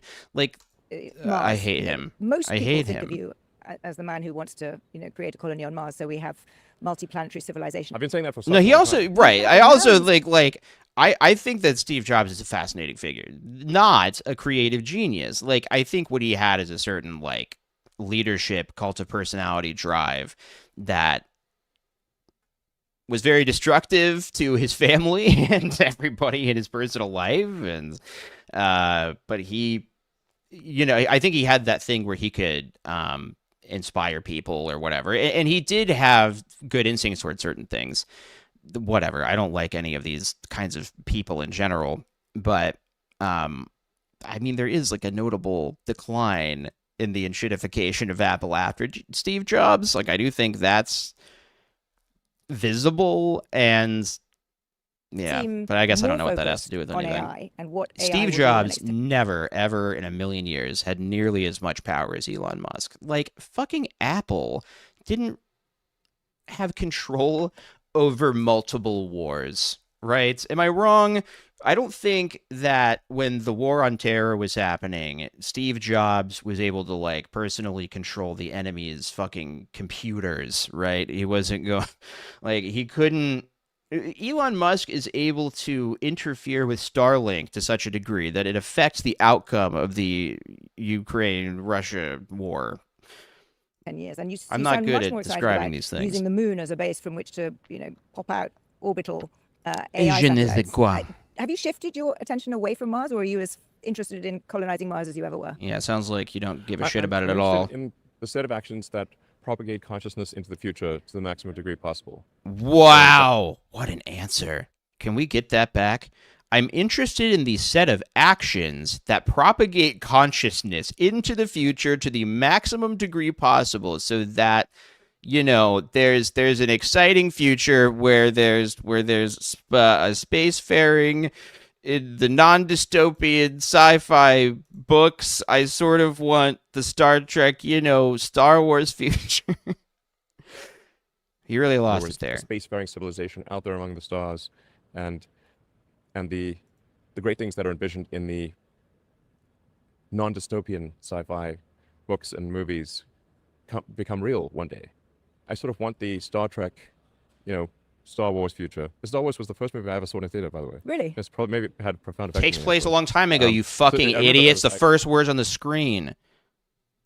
It's the past. It's not the future. It's also kind of not a place where you'd want to live necessarily. Like, it is. There's some not so great things about the world of Star Wars. Now, Star Trek, you might notice, is fucking communist, Elon. It blew my mind, honestly. I think I was 6 years old, and I was like, "This is the greatest thing I've ever seen." Has your life been about making that happen? Yeah, I didn't think it would be, but when I was young. But my life feels somewhat surreal. I can't believe these things are actually happening. I think the It world makes feels me somewhat believe surreal. in simulation theory, where it's like, well, this What? like the things I'm doing are so preposterous that it's hard to believe they're Did real. he say that he believes in it? It makes me believe in simulation theory. Okay, this is bad. This is not good, actually. I was worried about this. I was worried that Elon believed in simulation theory. I do think he's mentioned or intimated in other interviews, but this is something that guys, once I'm able to do this full time and make all the videos I want, then we'll never have any of these kind of problems again. But I've always wanted to make this video. Always, I want to make a video about that movie Mountainhead because I thought it was a very good. I liked that movie, and I thought it was a really good portrait of these tech billionaire guys. Um, there's this line in it, but whatever you think of it, there's this line in it. If you don't know, it's about basically four tech billionaires who convene in in a mansion for a poker game and a little annual meeting of the minds. One of these AI summits that Musk is talking about. But at this poker game, they start realizing how much power they have over the real world, and then they kind of start playing a different kind of game. And one of the things they say, there's this moment, and I think it's the Elon character stand-in. They're not all total perfect analogs to real-world tech billionaires, but this one actor plays a real dead ringer for Elon Musk, and he's walking next to the guy who I think is kind of like Peter Thiel, Steve Carell's character, and he asks him, "Do you think that other people are real?" And Steve Carell's like, "Yeah, obviously they're real." And then he says, "As real as us?" And Steve Carell goes, "Well, no." And like they have really radicalized themselves, especially Elon. Like they are committed to the game, right? Like the game of capitalism, and they've won the game. Like they've got the most money in the most power. Like if the game is Monopoly, they are now at the end stage of Monopoly when there's 4 players left on the board and everybody is shuffling money back around, which is kind of the ironic point of the game Monopoly. And because Elon Musk he lives such an absurd, lavish, detached lifestyle where every whim of his is validated. He's constantly surrounded by yes men. He has no connection to the very idea of struggle, right? Never in his entire life has he had to actually work for a living. He's never had to work to survive. And he really doesn't have to do that now. And so, because he's so detached, what he's really saying here is like he believes on some level that his life might be a simulation, that he really is the protagonist of a video game type world and the rest of us are just NPCs. We're just non-player characters. Like that's the kind of simulation theory that he's talking about. And by the way, Lizzie McIver says this man's family was pro-apartheid. I can't imagine what his real thoughts and desires for society are. Yeah, exactly. Like Elon comes from a long lineage of apartheid, Nazi types. And Elon is I think just openly a white nationalist. He would deny it, but he consistently aligns himself with white nationalist projects around the world. He's working with, he's donated millions and millions of dollars to electing far-right white nationalist parties around the world. He's obviously in favor of Israel's apartheid. He's, pro-Israel, pro-genocide. He, like, his brain is mush. He really thinks that he's, like, in a fucking video game. And this is my reason why I'm like, the AI conversation is almost beside the point. A much bigger problem, in my opinion, is that the ruling class are people who think that they're the protagonists of a fucking video game. I just need you to Light the lighter. Yeah. Lighting a little lighter. Get... Do you want to bring the thing you want me to light? Christina brought me a lighter and said, "I need you to light this," and I'm like, "Okay, but I don't." Oh, we lighting up a bowl. All right, as long as I can drink a little.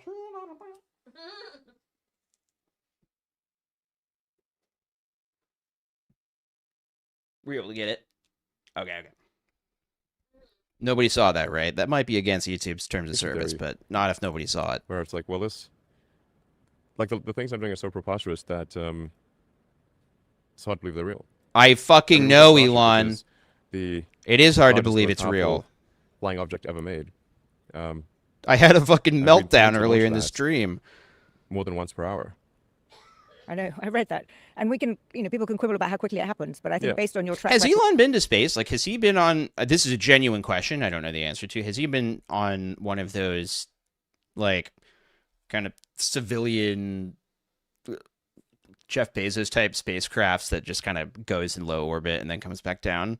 But we should assume it will happen at some point. It will happen.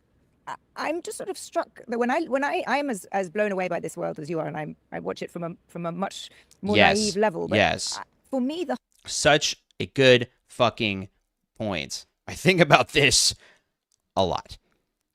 If someone poor was talking like illusions, but because he's the richest man alive, he gets to act on his illusions instead. It's crazy on every level. This is our entire fucking life right now, guys. Like, I keep...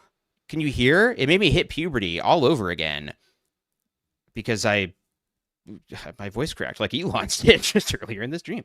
That was such a crazy natural phenomenon when Steam happened on stream. Is voguing, is that like blue steel? Like kind of like that kind of thing? I don't know what. Yeah, you must remember I'm an old man.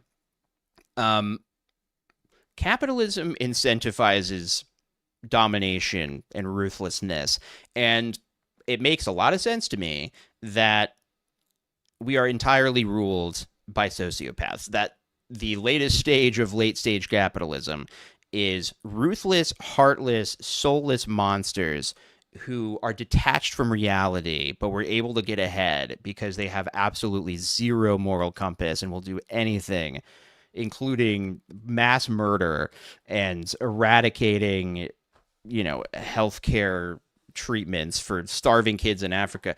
Like, those are now the people that rule the fucking world, are the kinds of people that if they said this shit anywhere else in any other financial fucking bracket of life, their family and friends would be concerned and call the doctor. Like, it's absolutely fucking insane. Like, the kinds of just nutso rants that Trump goes on. The man should go to the hospital. He should go.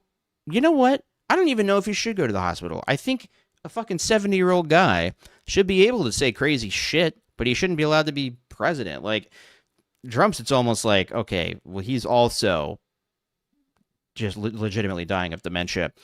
But, like, Elon Musk and Sam Altman and Peter Thiel, these are people who should go to a fucking mental hospital. These people, I think that solitary confinement is unethical and shouldn't exist.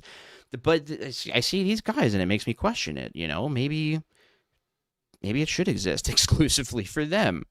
I'm not a guillotine guy, okay? I'm a rubber room guy. It's just harder to draw and turn into a meme.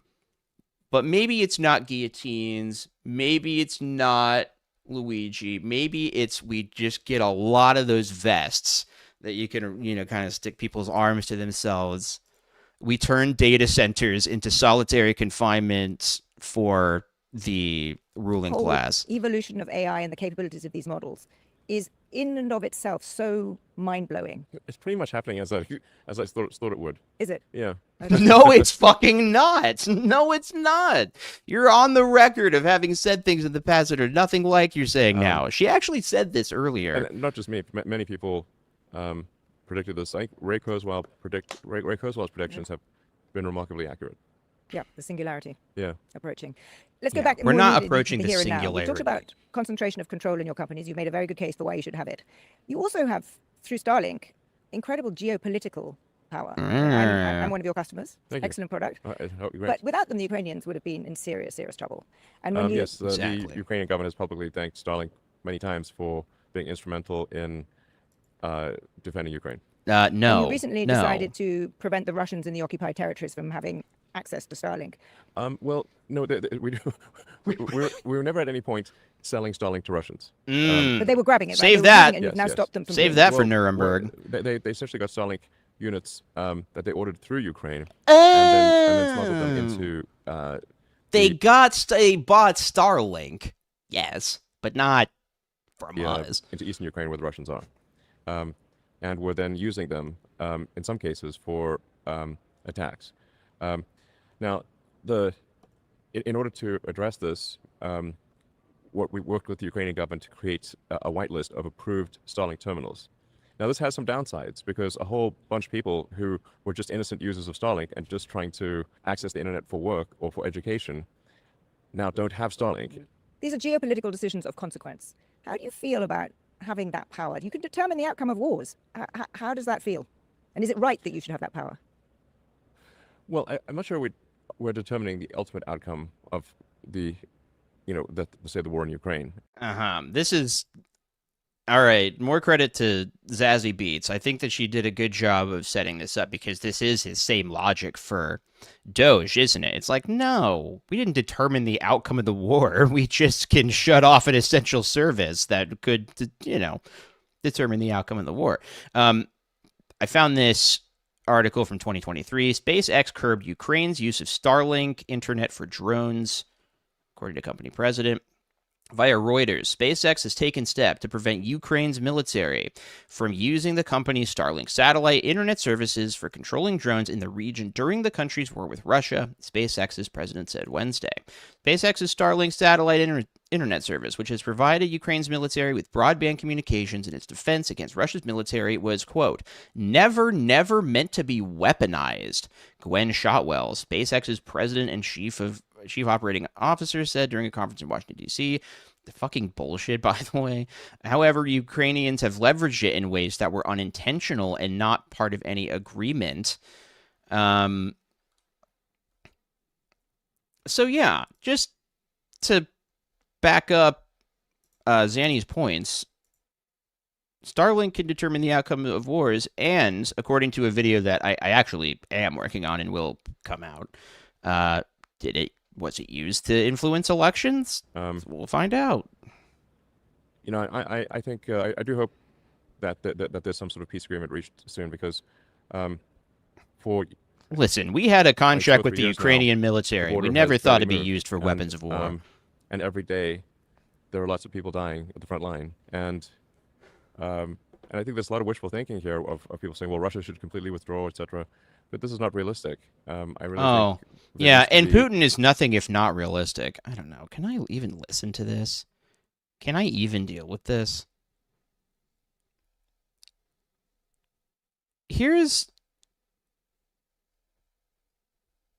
I'm starting to think maybe I should, just because I've almost been going for 2 hours. I don't know. Are we having a good time, people? Are we chilling? A piece with that is, we have to be pragmatic about this. What I think would be terrible is if there's another 3 years of people dying senselessly at the front lines. So maybe you should use the technology to make Russia withdraw. How do you explain to the children of the men that are dying at the front lines? Oh, the Russian side too, God. by the way, they're being conscripted and sent there. I'm quite offended by sort of fancy diplomats who have, 7-course dinners in luxurious places while people. I am. That cannot stand. Hang on.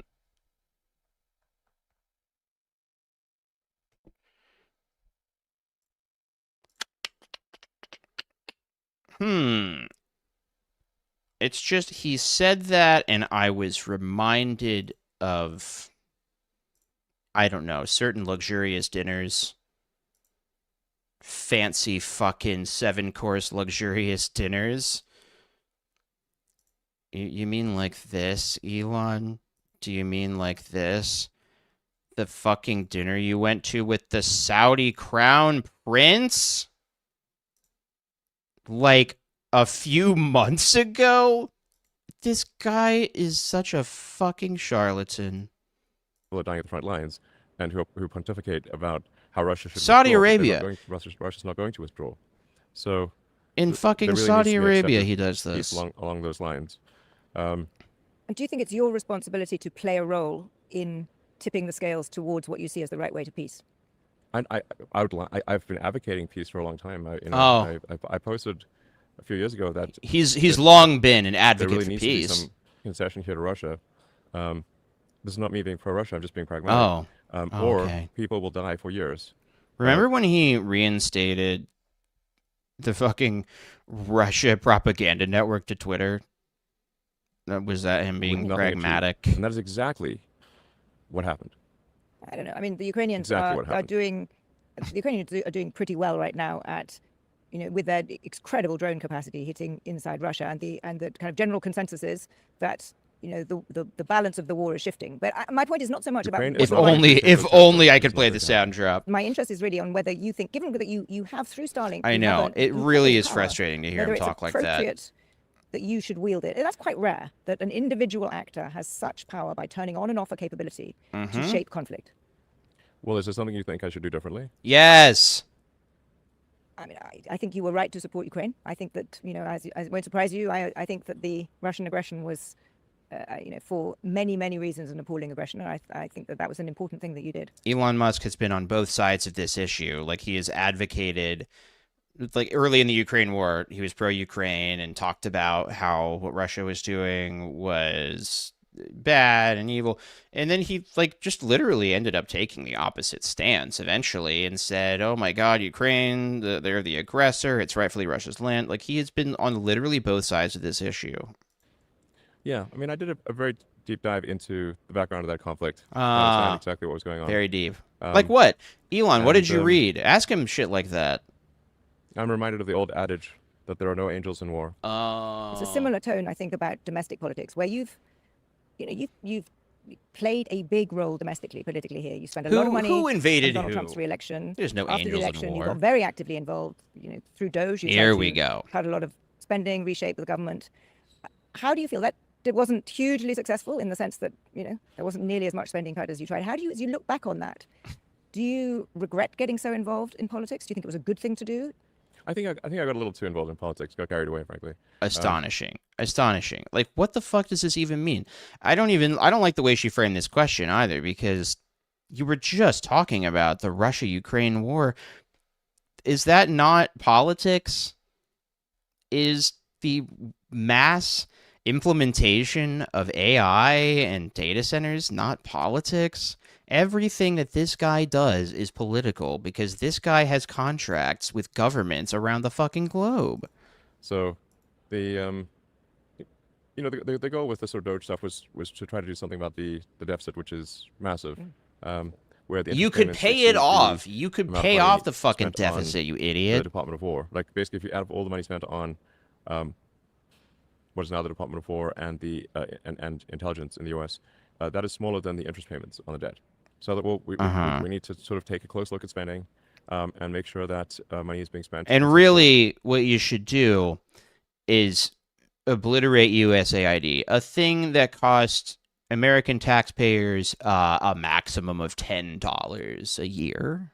Ways and that it is not wasted or spent on fraudulent activities. I got a lot of flack from this for this, obviously. Yes, for this brave stance. The people don't understand just how simple it was for the DOGE team to approve payments. What? Literally, we just asked to have the contact information of the recipient. What are you talking about? That say money was going to its intended purpose, but over and over that we were told, oh, we need to wire money for some sort of important cause in Africa, and we're like, okay, but the wiring. Prove wiring it. Instructions Prove it.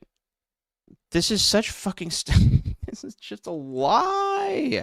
This isn't how DOGE worked at all. They came in, they locked the actual employees of these departments out of the departments. They hijacked him and his little gang of 20-something hackers. They came in and they commandeered these departments. They scraped all the data. They hastily deleted large swaths of information and code, and they broke the payment systems.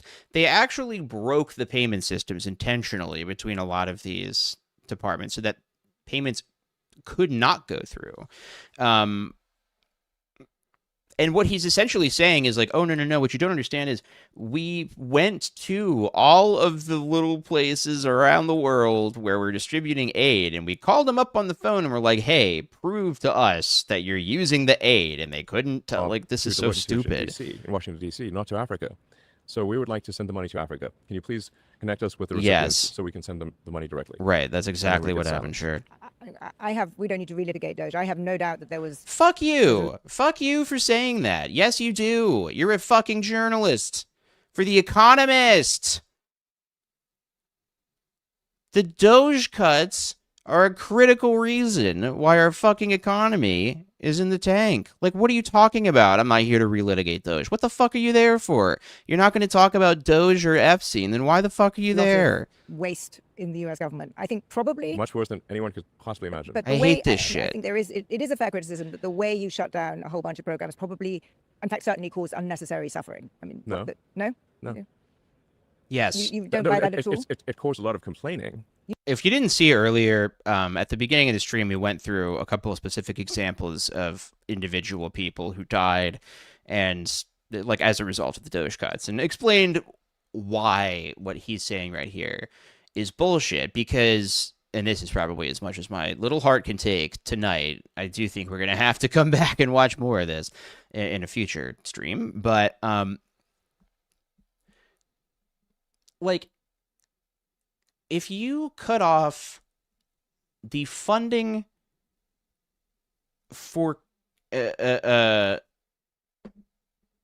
experimental treatments, right? Like if some people are part of a drug trial, if people are part of an experimental cancer treatment, and then you eradicate the program, then people will no longer have access to the cancer treatment and they will die. That's not that fucking complicated, actually. Like, he came in and annihilated a bunch of programs and foreign aid programs, and yeah, people died. He doesn't think that it should fucking matter. Like, he just doesn't. I just don't think he wants to acknowledge it. But I think there's also a part of Elon Musk where, like, behind closed doors, he totally acknowledges this and jerks off to the very idea. Like, are you telling me that Elon Musk of South African apartheid fame, of like the guy who saluted Hitler the instant that he got into office, isn't thrilled about this? I don't buy even the idea that he's just trying to save face. I mean, he is. But I think internally, this is what he wanted. He wants people to suffer. This is Trumpism and it's Muskism. He wants his enemies to suffer. His enemies include all black people. It includes all Muslims. It includes all, I guess, just anyone who he might consider to be, like, too liberal. He wants people to die. And people are dying, and I feel pretty confident that outside of this interview, when it's just him and his billionaire buddies jerking each other off, that he thinks it's cool, and he brags about it. I'd bet you anything. So you don't buy the idea that anybody, to put it really crudely and simply, any kid in Africa Yeah, died because good of the fucking suddenness point. with which. Zero. I just don't think that's right. I just don't think. I mean, I've had people Okay. reporting in Africa who. How many NGOs are there that could step in? Because bear in mind, it happened quickly. So there are literally tens of thousands of NGOs. Not everyone functions as fast as you do. If funding is cut off for antiretrovirals overnight, and it just stops, then people will die when they don't have access to them, and it just Only if they cannot get funding for that. But This is so this is the part that's been going viral. And I did think that she was good in this section. And I think that her calmness and her demeanor is admirable, too, because the way she's just very matter-of-fact about it really throws him off. When people get worked up, that feeds him. Like, you can see in that BBC interview when James Clayton gets frustrated with Elon, like, that gets him jazzed up. So her calm demeanor here, in the way she's really matter-of-fact about it, definitely is getting under his skin. And his counter argument that, like, well, someone else should pay for it just doesn't make any fucking sense. Like, if you stop supplying a hospital in Africa with malaria nets, and then they don't get the malaria nets. It's going to take fucking time for there to be more. Like they came in and did this in the span of like 2 But the Gates months. Foundation has $50 billion. What about that? What Because about any one of a number of organizations? What about the What well, about in most of these countries, Mackenzie, USAID, whatever her last name is, in, used to be Bezos, gave $50 billion. What about that? but let's be practical. In many of these countries, USAID was the biggest funder. But I don't want to have an USAID was a argument about political this. organization. Stop saying that. Stop saying that shit. I don't want to. I feel like disgusted, honestly. I hate our media so much. I fucking hate all of these people in the mainstream media. Like that has been something I just haven't quite ever nailed the script on, like the media making the way for these tech billionaires. I intended to release it after the James Clayton video and just got sidetracked. But I just listen to how she's talking. I don't want to argue about this. I don't want to relitigate this. What the fuck you don't? This is why you're there. This is your job. And if it's not your job, then what the fuck is your job? So I don't want to hear this shit from interviewers about like, well, I'm not here to argue about this. Like, this is what that guy did in that Trump interview when he was trying to move on from the insane fact that Trump was convinced that this image was not photoshopped. Like there was that image of that person that they sent to a concentration camp to El Salvador, and Trump was putting this photoshopped image online. And the interviewer's like, well, I don't want to relitigate this point. I don't want to argue with you, Mr. President. It's like, shut the fuck up. You're there to argue with the president. What the fuck is your They've problem? also been that, but it was the biggest funder of healthcare systems. So I'm very Biggest sure that funder there's of regime change. and there may well That's be the book I'm benefits reviewing from having for the changed channel. the Also, USAID funding was not stopped. It was moved. Yes, to it a was. stop. There were huge numbers of things shut down in Africa that were kind No, of there were health claims related. of this. This is all they can do. It's like, no. Don't you understand? Everything I say is true. So they're just trying to play by my rules and just say things. But only my things that I say are true. Nothing anyone else says is true. These claims are false. They're nonsense. And absolute nonsense. His smile But makes me just want to obviously, just crawl for- out of my skin. When funding is stopped for fraudulent organizations or for something, do you think they're going to say, well, please keep funding the fraud? Or do you think they're going to come up with a sad story that sounds sympathetic in order to get the funding restored? Obviously, it will be the latter, and that's exactly what they did.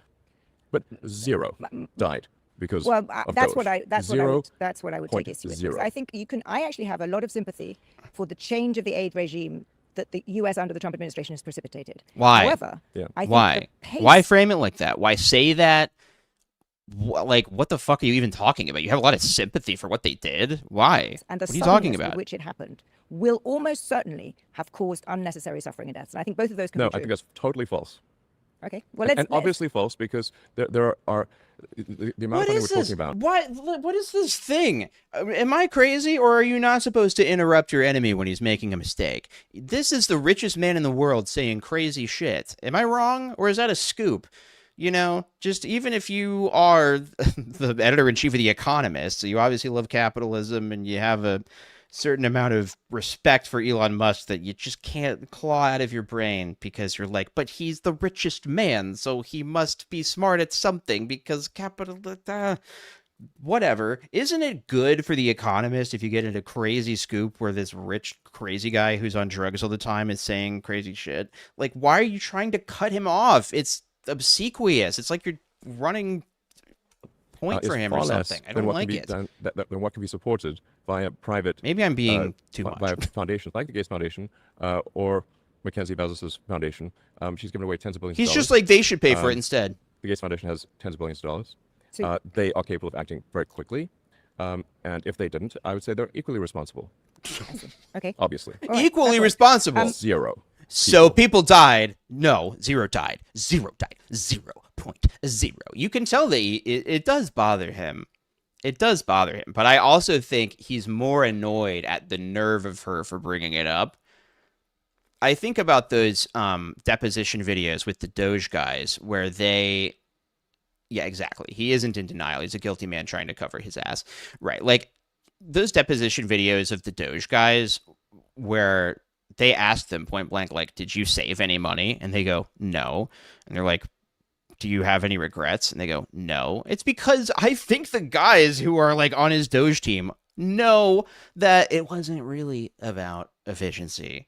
It wasn't really about that. So yeah, they didn't find any fucking waste, fraud, and abuse, or not enough to, save $1 trillion in the budget.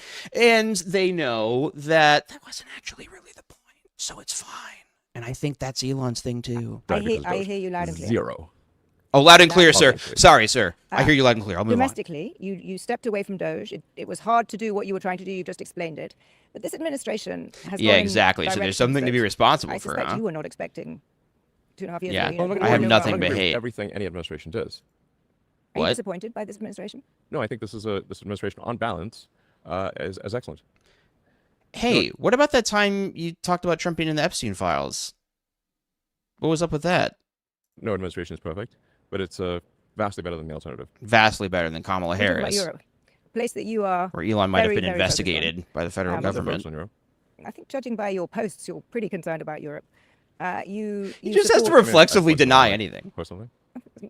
It's reasonably frequently. It's not once in a while, but because I'm genuinely interested in this as someone who lives in Europe. He's lives trying in to London. play Yeah. ignorant about You this. paint a picture. Well, first of all, you support not just the populist right, but the far right. In fact, very fringe parties in some countries. No, I that- support the normal people. Okay. What do you call the far right? Falsely. There you Because he's go. the normal person. There you go. He just this is it. He just thinks that the far right is right. He just thinks it's common sense. He thinks that everybody who's normal agrees with him.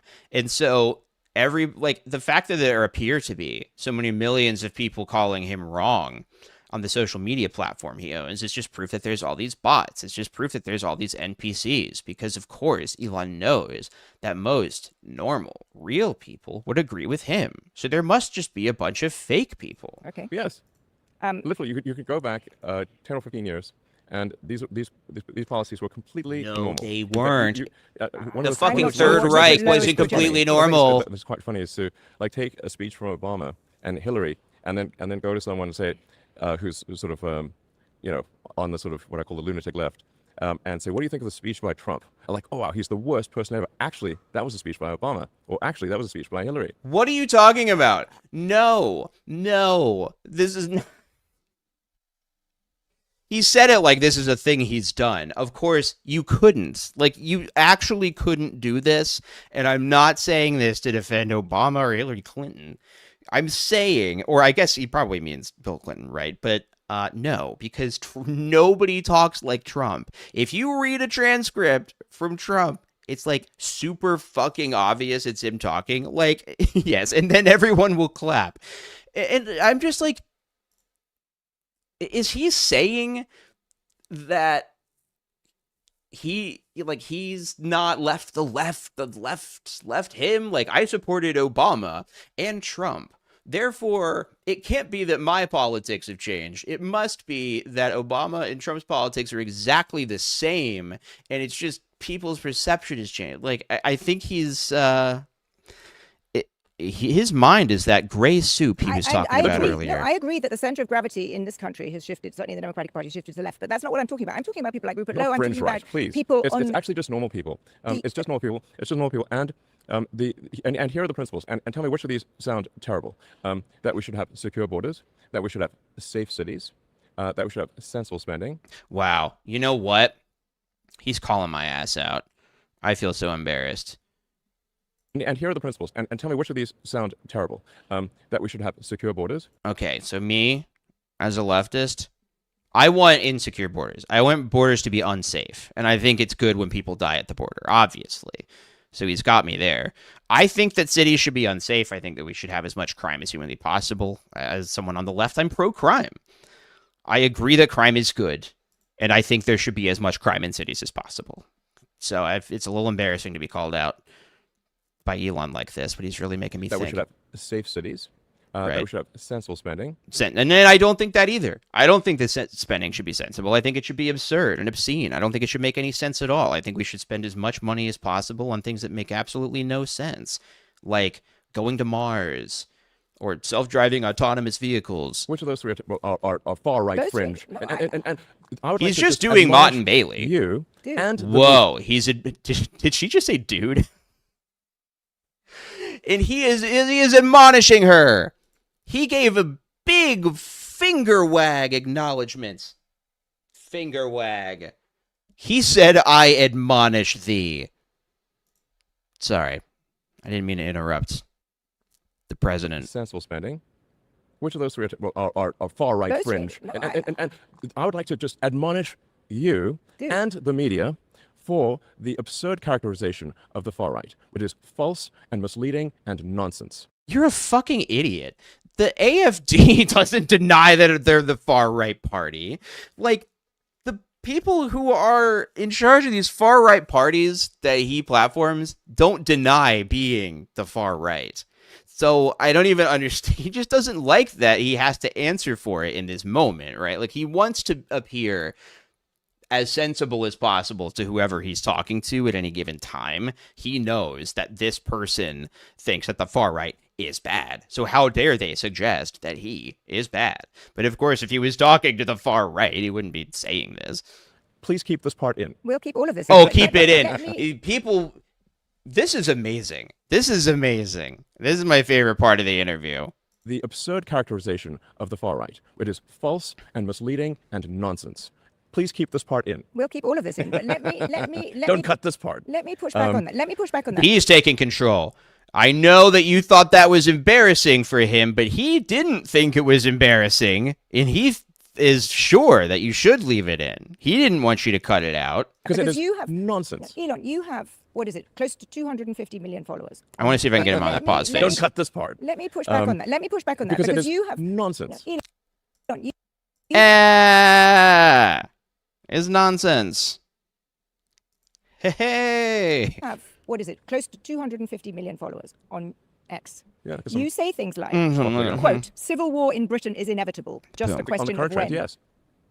When were you last in I the UK? fucking hate this guy. A few years ago. Exactly. Okay, So this is actually, I saw this clip. This, I think, is the best part of this interview from what I saw. It's so fucking bad for Elon. Like, I actually think this is even more embarrassing. He hasn't been there for 2 years. And she's like, well, I live there, and you're just wrong. And he's like, well, I'm pretty sure I know more about this I than live you. there. I'm there the whole time. That is You nonsense. live in a Two- cloistered No, existence. I don't actually. And the numbers also Big disprove what you stinker say. face. What numbers? All the numbers about crime. London is a much safer What city than numbers? any city in the United States. Violent crime in the UK is not Holy going to be shit. coming down. You have painted. Thank and because you, have I so many did followers, forget. So many Americans believe it. A kind of view that Europe and the UK are kind of, overrun with terrifying Muslim immigrants. There's rape on every corner. There's a sort of civilizational destruction. said any of those It's things. Just not. Well, you said civil war in Britain is inevitable. Fuck And him. Yes, if current trends continue. This it is why you can't do this mamby-pamby shit with him.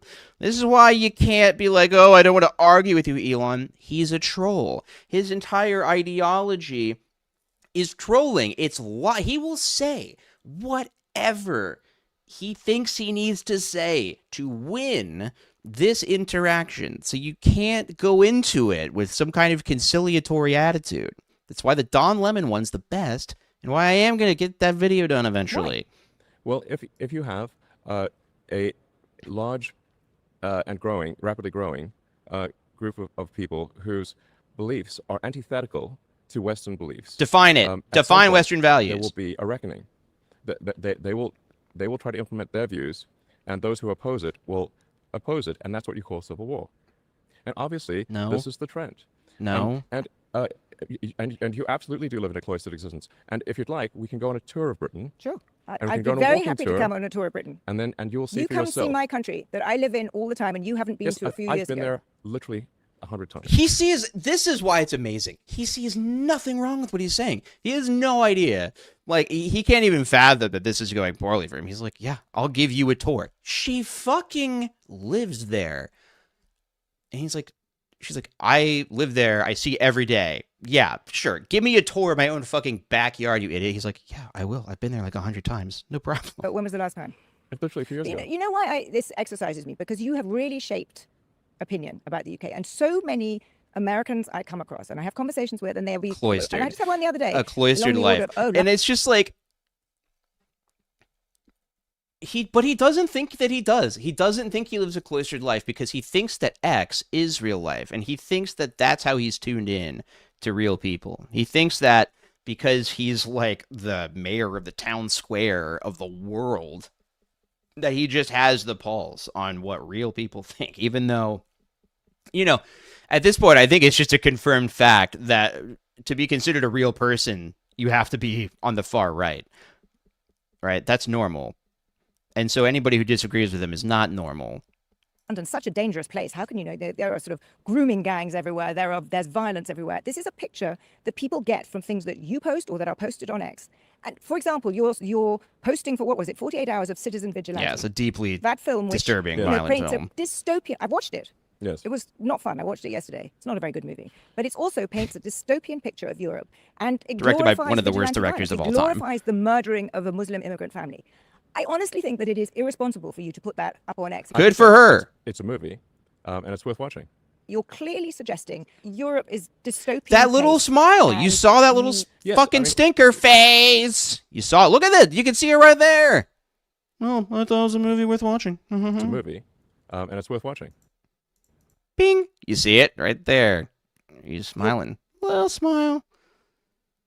You're never going to get him to admit what he's doing. So you have to start with this energy that she's having here at the end. Clearly suggesting Europe is dystopian place, and you. Yes, I mean, why aren't you doing more to fight censorship in Europe? Why aren't you? Censorship of the far right, which doesn't nothing to exist. fight That's not true. censorship in That's not Europe. true. I think that They there put are people issues in with free prison in the speech UK for social media posts. Do you think that's appropriate? No, and we've written editorials against it. But Okay, I don't great. think. Then My point that's is the sort that of thing that I think is bad. And I think and I agree with you, but I don't think you have to glorify vigilante violence and kind of, you know, post the things that you are doing and paint an entirely inaccurate picture of Europe that you I don't think it is.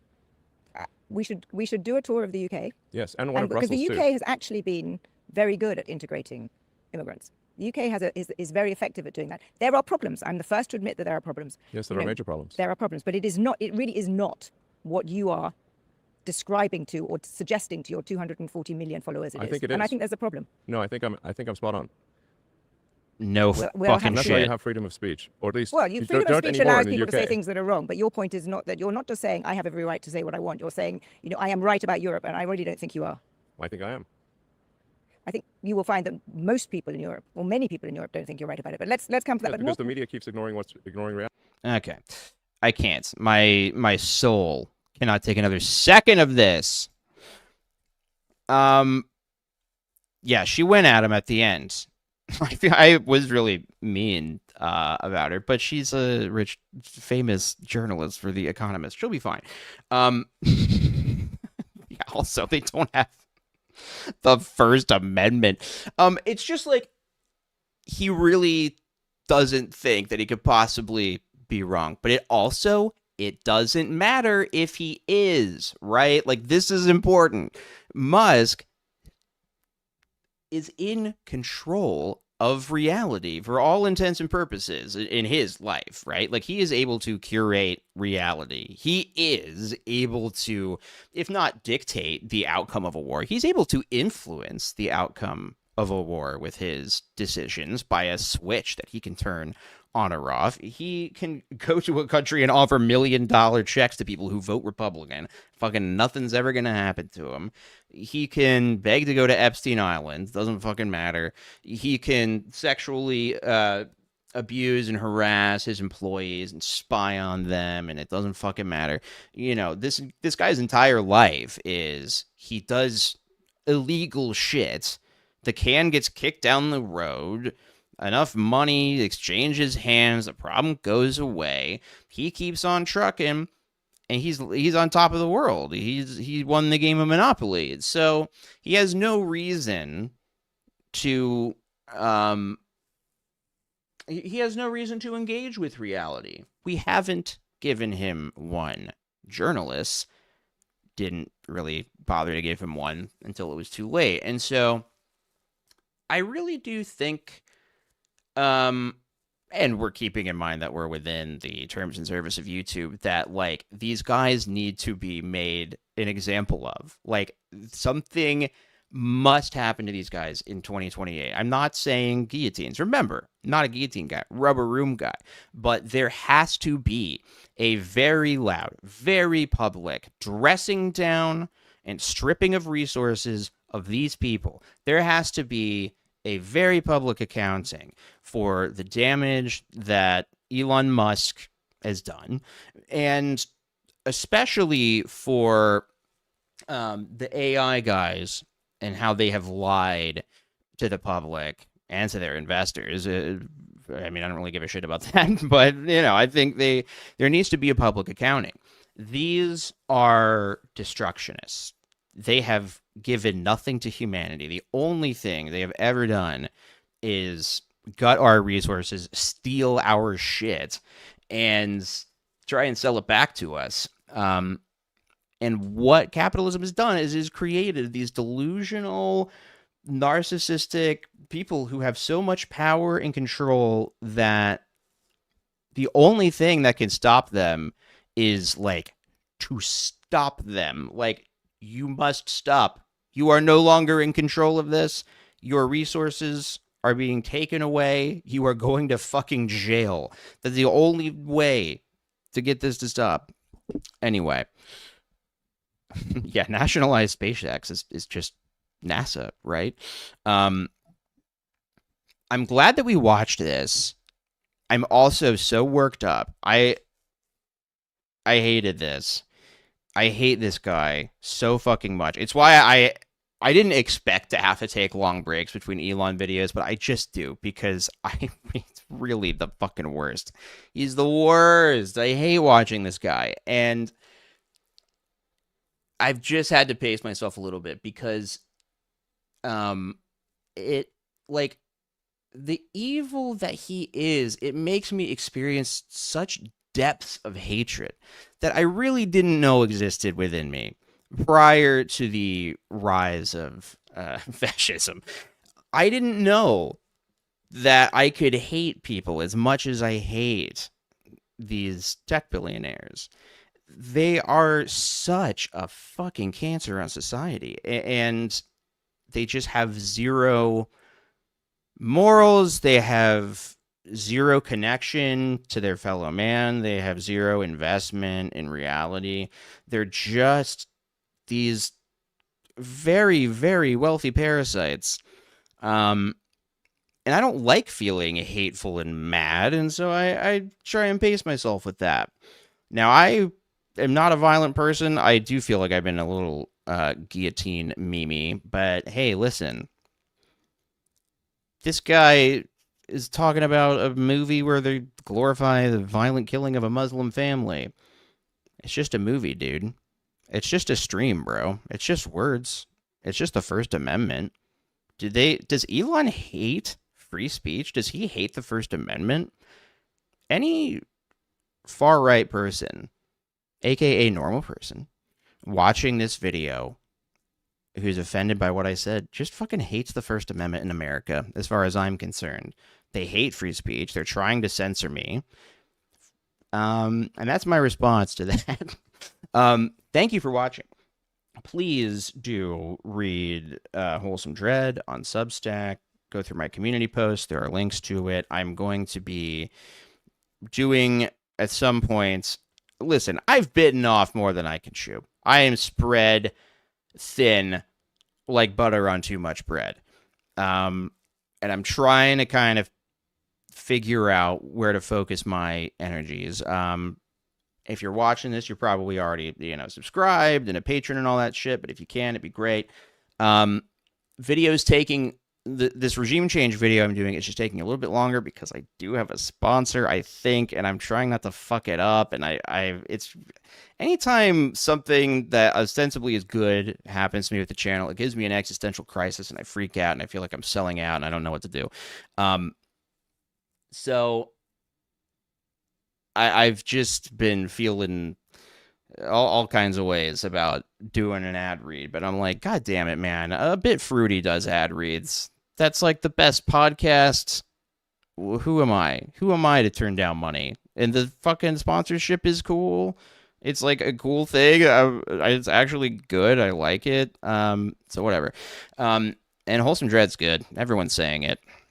Everyone's saying it's so good. And there are audio versions. I am a little bit behind. That's another thing of like biting off more than I can chew. Is like, I'm trying to release this to incentivize myself to finish the whole thing. It's like that book's been sitting at like 95% completion.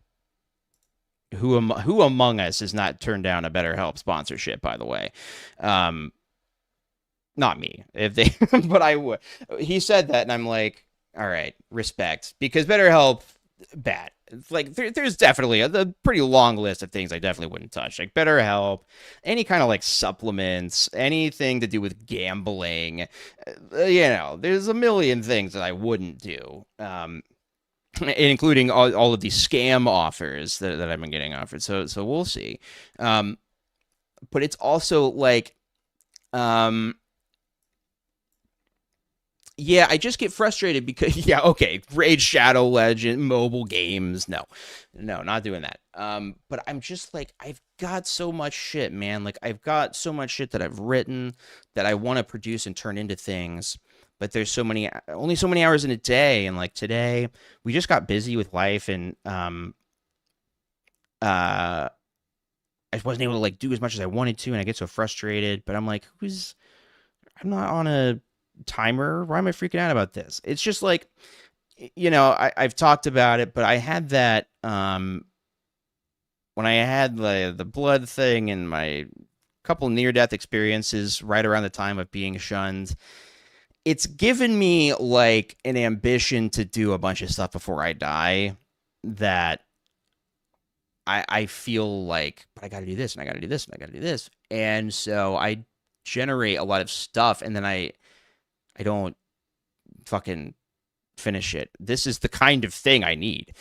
Videos due tomorrow night are roughly 40,000 of us die. See, now it's no problem. Now I can do it. And actually, let's.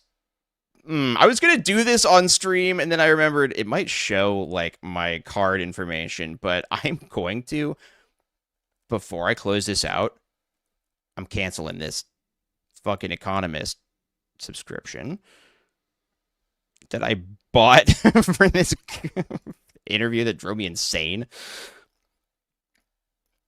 It's a great racket they got going on there at The Economist. They should know.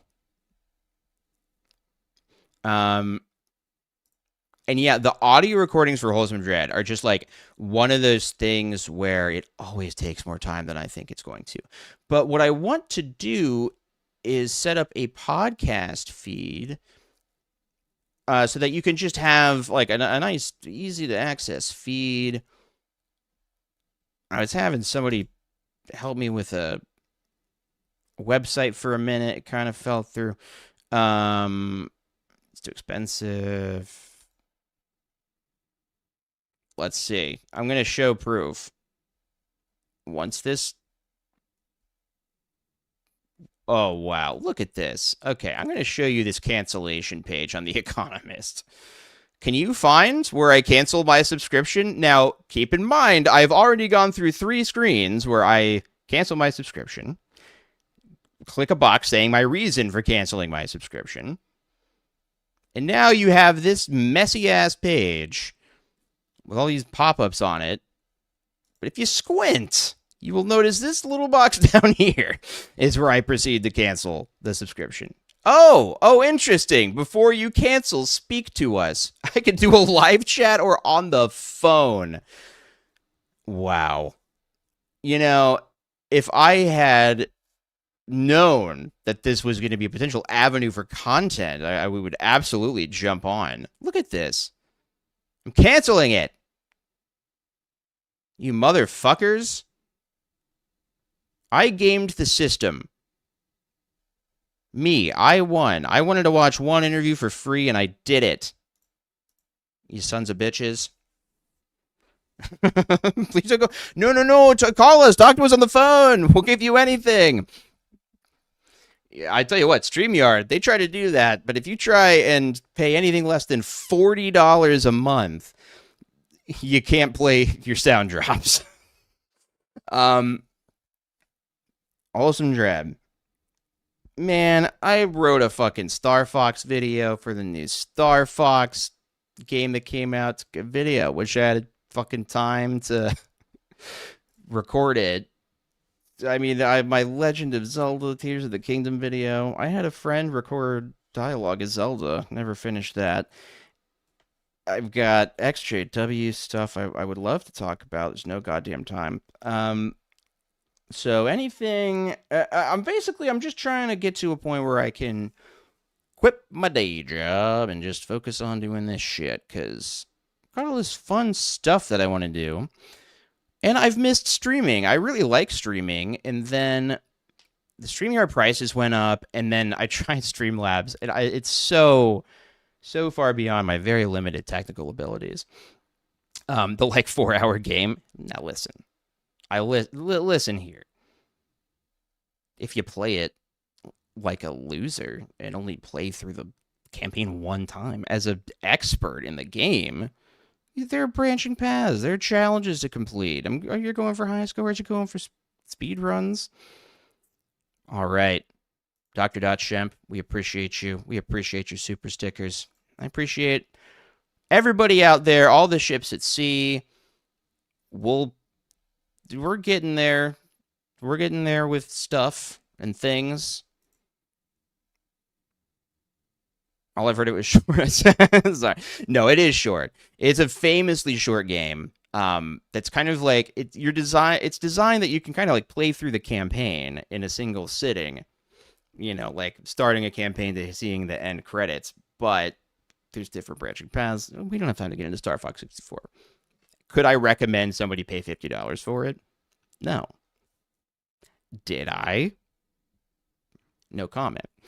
The cat just yeah, our boy, he's just been chilling down here. What's up, Bo? He been chilling. Been a good boy. He's just been keeping us safe. He looks out the window, make sure everything is okay. All right.